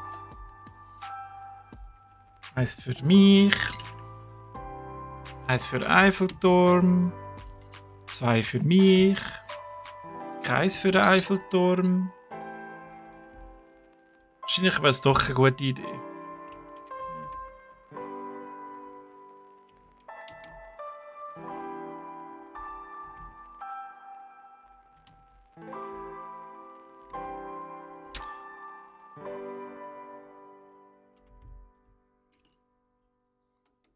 Es gibt sicher schon. Irgendjemand hat sich doch das schon mal überlegt. Essbare Kleimbausteine. Ich meine, wenn es essbare Unterwäsche gibt, dann gibt es ja wohl auch essbare Kleimbausteine.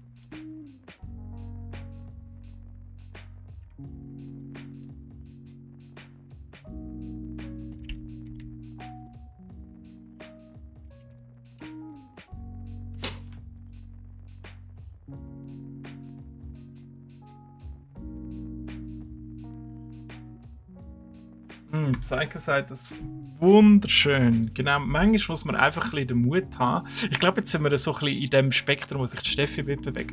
Manchmal muss man einfach ein bisschen den Mut haben, auch einen Weg einzuschlagen. Hätte ich auch aufgeben können.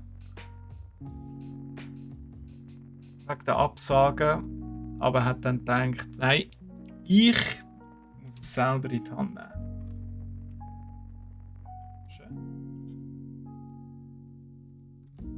Finde ich absolut korrekt, ja. Soll jetzt eigenen Glückes Schmied sein, oder? Aber wieder so ein bekanntes Sprichwort. So hat sie hier nur so an der Ecke Scheiben. Nur in die eine Richtung.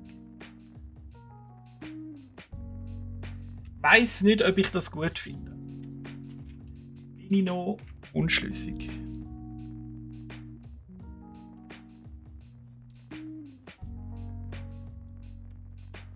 Aber ja, probieren ist, gebe ich dir voll recht. Also probieren ist extrem wichtig. Ja. Sonst weisst du ja nicht, was dir eben nicht gefällt. Oder so wie ich zwei Studiengänge angefangen habe und halt gemerkt habe, hey, es hat zwar mega cool getönt. Also das erste Wirtschaft, das ich angefangen habe, war so die logische Konsequenz aus dem KV aus. Oder wenn du aus dem KV kommst, dann studierst du halt noch Wirtschaft. Das macht ja Sinn. Ich habe gemerkt, hey, nein, finde ich voll nicht geil. Und dann habe ich immer gedacht, hey, IT, da habe ich eigentlich auch mal die Lehre machen noch. Das wäre es doch. Und dann, ja, habe ich gemerkt, das ist es eben auch nicht. Und so muss man halt eben ein bisschen probieren.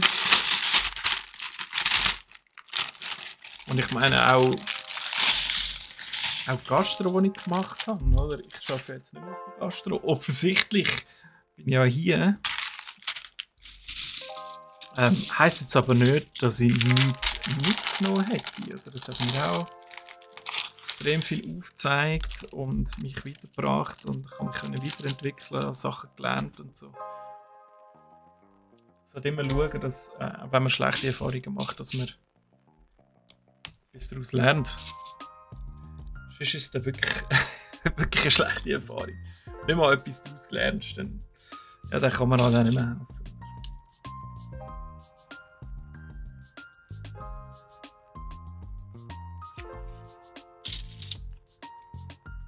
Ich denke, wenn wir mit dem fertig sind, dann machen wir auch gerade den Sack zu. Ich glaube, das kommt nicht schlecht hier vom Timing her. So, das dürfen wir 4-mal machen.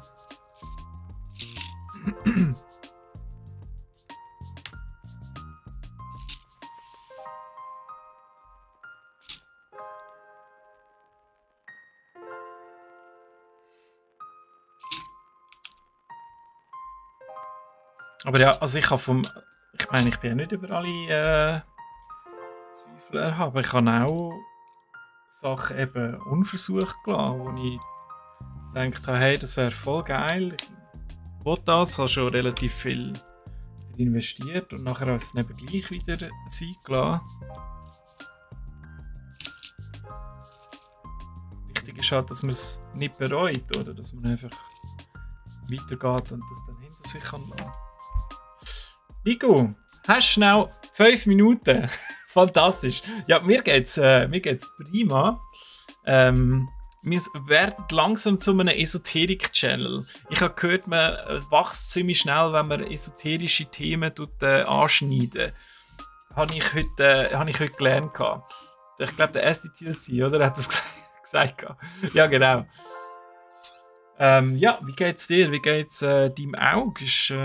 Ist wieder besser. Hast du die Augentröpfe gekauft, die ich gesagt habe? Ich weiß natürlich nicht, ob das bei dir etwas hilft, aber...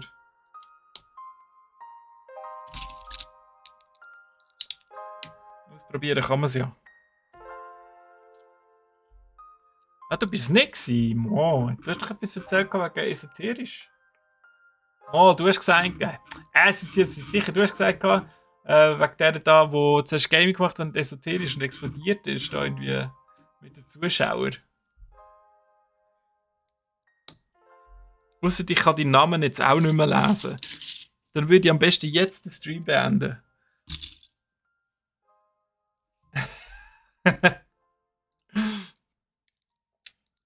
Ja, das sehen wir dann, wenn wir unsere Anwälte einschalten. Dann schauen wir dann weiter. Ich hoffe, du hast einen Rechtsschutz. Eine gute.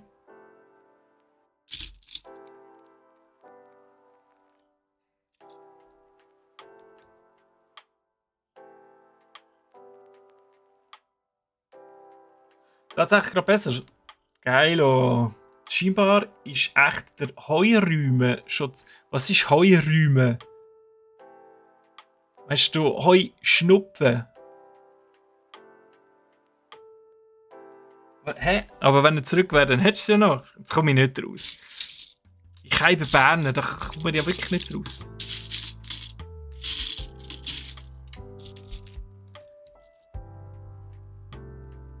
Aua. Also du hast ja. Also wenn du es hast, dann... Jetzt ist er zurück, aber es geht dir besser. Der Pfnüssel. Okay, also du hast es jetzt in der Nase, aber nicht mehr im Auge.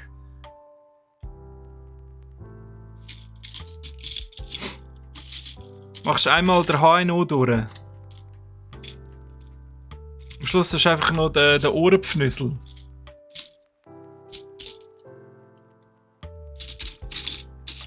Ein Vierer. Danke.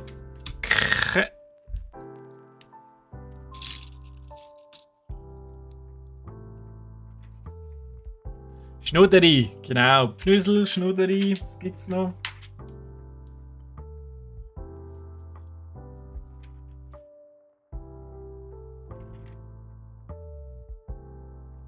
Oh, wow, jetzt hat ja gerade richtig etwas übersprungen.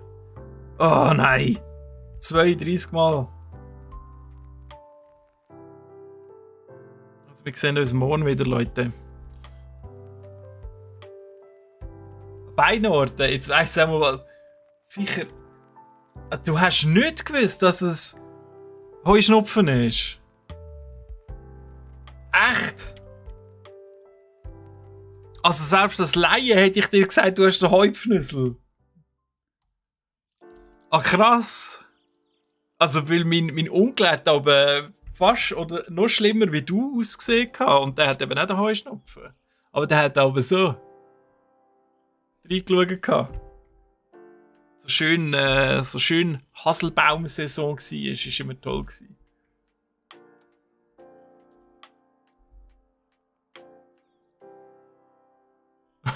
STCC droht mit Umsatzeinbrüchen. Schlagziele, 20 Minuten, sofort.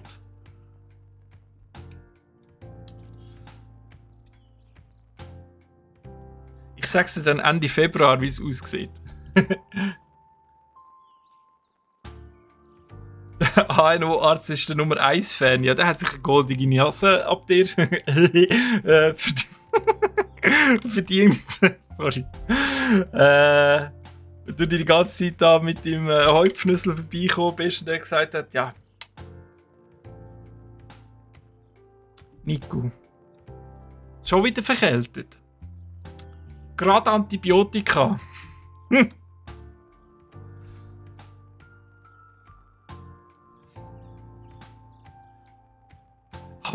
Holistische Heurüben finde ich auch geil. Genau. Ja, gewusst, wie Geld machen. Wow. Weil die tun sich ja auch gegenseitig vermitteln, die ganzen Ärzte, oder? Du bist beim einen, der schickt dich dann zu seinem Kollegen, der ist ja sein Spezialist, und der sagt, ja, schwierig, müssen wir noch einen Untersuch machen, gehen Sie mal zu dem Spezialist, ich kenne den. Und dann sagt der Letzte sagt er dann, ja, das ist gut, jetzt müssen Sie wieder zum Ersten. Und dann läuft das die ganze Zeit so im Kreis und wir wundern uns, warum die Prämien hochgehen.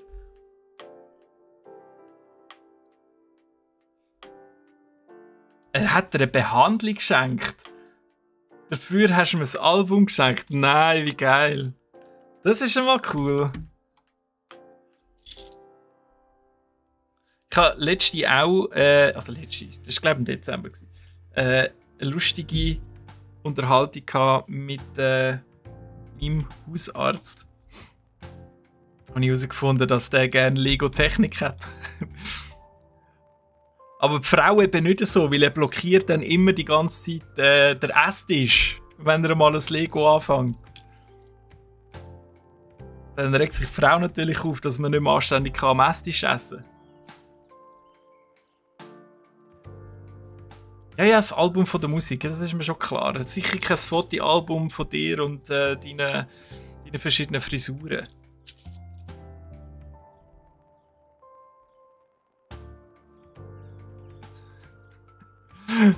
Uiuiuiui.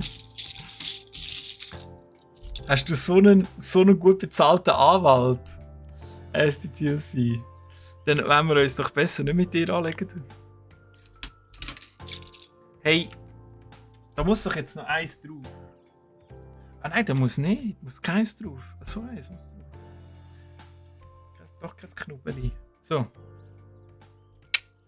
Nice. Jetzt aber.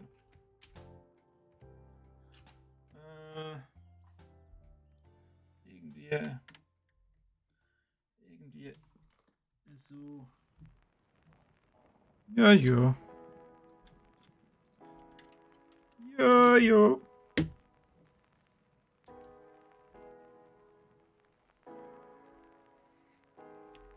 ist aber cool. Also, mal ein Arzt, der richtig schön ein bisschen Smalltalken kann. Das ist doch erfrischend.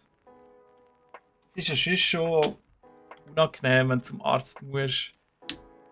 Nicht einmal unbedingt nur weil du krank bist, sondern weil du weißt, wie hoch das die Rechnung wird sein. Oder wenn du dann wenigstens für die 5 Minuten, die dort 100 Stutz kosten, noch ein bisschen Smalltalk machen, dann hat sich das gelohnt, finde ich. Solltest du die Stimme wärmen vor dem Singen? Aha, so ist mehr Rock'n'Roll. Hornhaut auf den Stimmbänder. Das ist normal für Sänger. Warte, kannst du Hornhaut bekommen? No way. Bist wieder gone. Merci fürs Vorbeischauen. Weiterhin gute Besserung. Mach eine Immuntherapie, Nico, bitte. Und viel Spaß im Gym.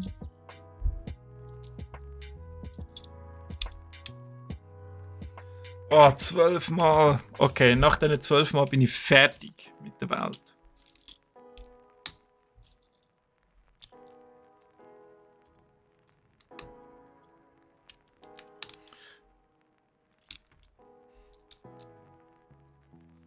Also, wir machen jetzt noch da das Rundumli.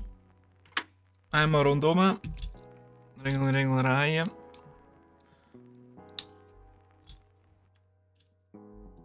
Und dann war es das schon wieder mit dem Dienstag.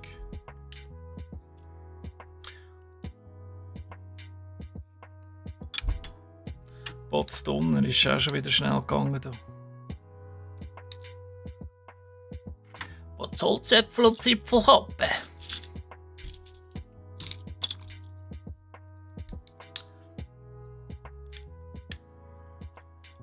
Heute ist wieder Straub. Also ich habe gefühlt angefangen erst gerade.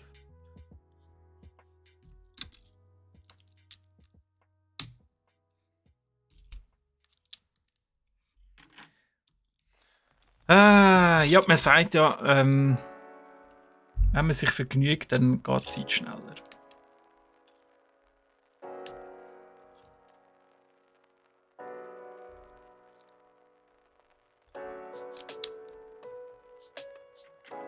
Warum ist das Zeitbewusstsein echt so? Weil man dann, wenn man gelangweilt ist, einfach die ganze Zeit auf die Uhr schaut. Und man keine Ablenkung hat.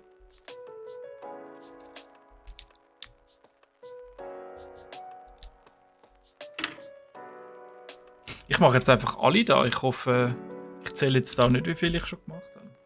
Ich hoffe, das geht gerade gäbig auf.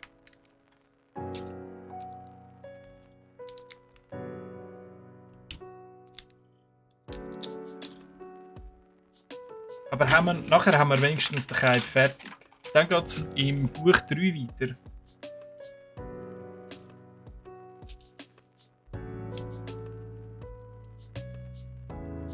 Das stimmt mich schon mal positiv. Weil das vermittelt Fortschritt. Das haben wir jetzt schon lange nicht mehr gehabt, Fortschritt. Dann machen wir nachher noch den Balkon drauf. Und dann gehen wir Richtung Spitz.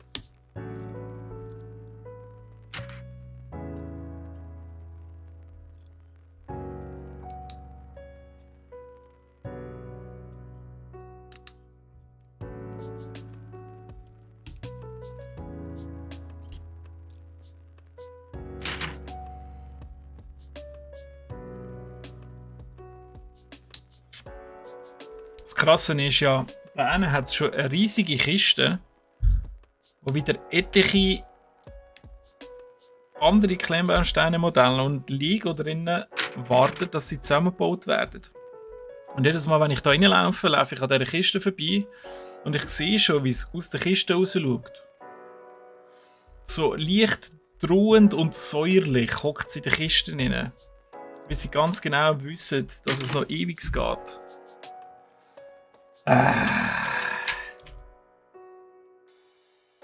So.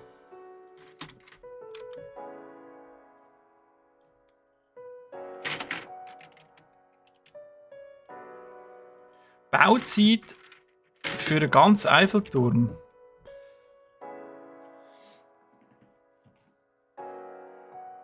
Oh, gute Frage. Also wenn du nicht streamst, ich glaube, dann hast du pro 1000 Teile eine Stunde. Und nicht noch Päusel. Also ich würde jetzt mal sagen, zwischen 10 und 12 Stunden würde ich schon antizipieren jetzt da. Bei einem Eiffelturm, wenn du die Heime machst.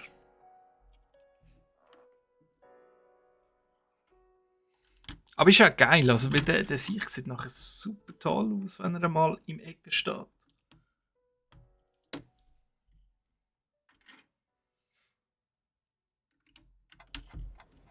Also den tun wir fix näher dort unten an. Ich wollte den jedes Mal sehen in der Webcam. Da haben wir nachher so lange da Zeit verbröselt für ein Modell.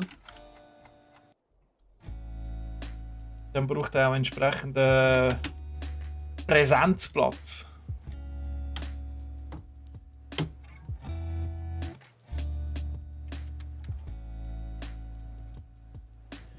So, ein Traum. Zack, zack, zack, zack. Muss ich gar nicht schauen.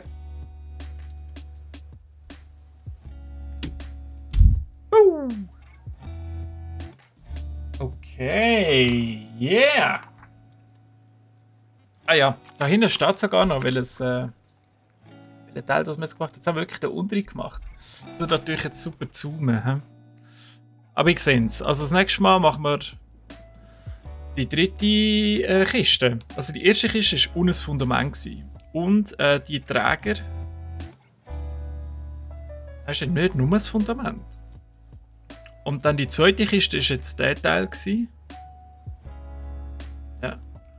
Und die dritte Kiste ist dann all das da oben noch. Da kommt noch extrem weit. Extrem viel dazu. ja, es wird immer vorbereitet, dass ich ja nicht arbeitslos werde und nicht weiss, was ich mit euch zusammenbaue. Aber ich sage euch, wenn wir mal nichts haben, dann bauen wir einfach den Eiffelturm auseinanderbauen und bauen dann wieder zusammen. Okay. Einen Moment, ich stehe mal schön auf und dann hole ich das Fundament.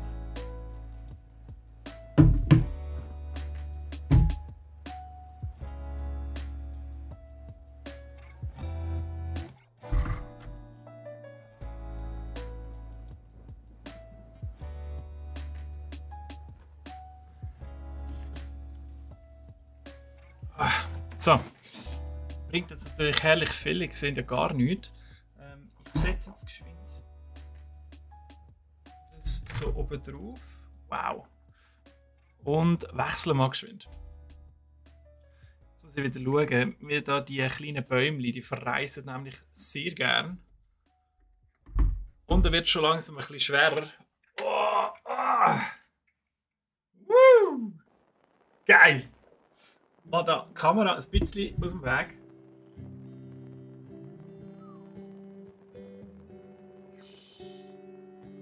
Cool. Wow, das ist richtig geil. Ein Riesenteil. Ein Riesenteil. Wow, das macht echt Laune. Jetzt kommt es schon langsam da in die Höhe von der Frontcam. Also das da oben haben wir ja jetzt gebaut. Das können wir nämlich da auch abnehmen. So. Das ist ja der wunderschöne Balkon.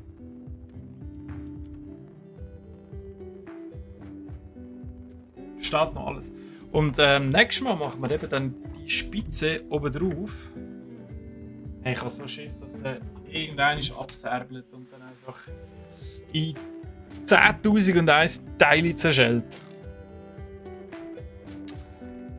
Gibt es zu diesem Set noch eine Flasche Wein? Natürlich, einen wunderschönen Bordeaux. Wäre auch mal etwas. Oder Bundles. hey, gönnt ihr doch hier Kiste Wein, Eiffelturm, geht 10 bis 12 Stunden, dann hast du genug Flaschen, dass du die Zeug gut kannst verjünkeln mit einer guten Flasche Wein. Fände ich toll. Oder für die anderen halt Bier oder Sirup. Irgend sowas. Weinsirup. So schöne Weinreduktion. Genau so eine.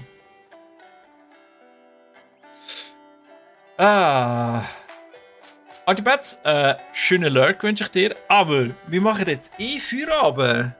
Jetzt müsst ihr gar nicht abhauen, weil jetzt ist fertig. Absturz. Absturz, du bist schon sehr nah dran an dem, wo ich grosse Befürchtungen habe dafür, dass mir das Teil eben abstürzt. Ich will da nicht zu fest dran ankommen, weil es ist immer so... Es ist immer so viel. Und alles bewegt sich irgendwie. Da unten sehe ich auch schon das Teil, wo... Ah, jetzt habe ich es geklickst. Vor allem. Ja, den Feinschliff machen wir das anders. Kann man da noch alles ein bisschen drehen und ein bisschen schön ausrichten. Der Perfektionist in mir verlangt das. Der Monk, der innere Monk, der schreit danach. Aber der kann noch ein bisschen schreien, weil wir sehen uns erst nächste Woche wieder. Am Dienstag von 1 bis 3 wieder. Und dann geht es weiter mit mehr Eiffelturm, mit mehr Stahl, mehr Grau. Grau ist geil, Grau ist die Farbe vom Jahr 2023. Das haben mir schon diverse Marketingforscher gezeigt. Und morgen müsst ihr auch einschalten. Am 3 streamt nämlich der Troy weiter mit Need for Speed Unbound. Ja, ich weiß gar nicht, welches Carry das er jetzt hat. Letztes Mal nicht schauen, aber ich glaube, dort geht es richtig toll ab. Ich finde es vom Artstyle her sehr geil, also verpasst das auf keinen Fall. Ich bin sicher, weil der Troy hat das reingeschrieben in dem Tool, das ich erstellt habe. Dort steht Need for Speed Unbound morgen am 3. Ich bin extra schauen, bevor ich im Stream bin. Ich habe mich vorbereitet. Stellt euch das mal vor.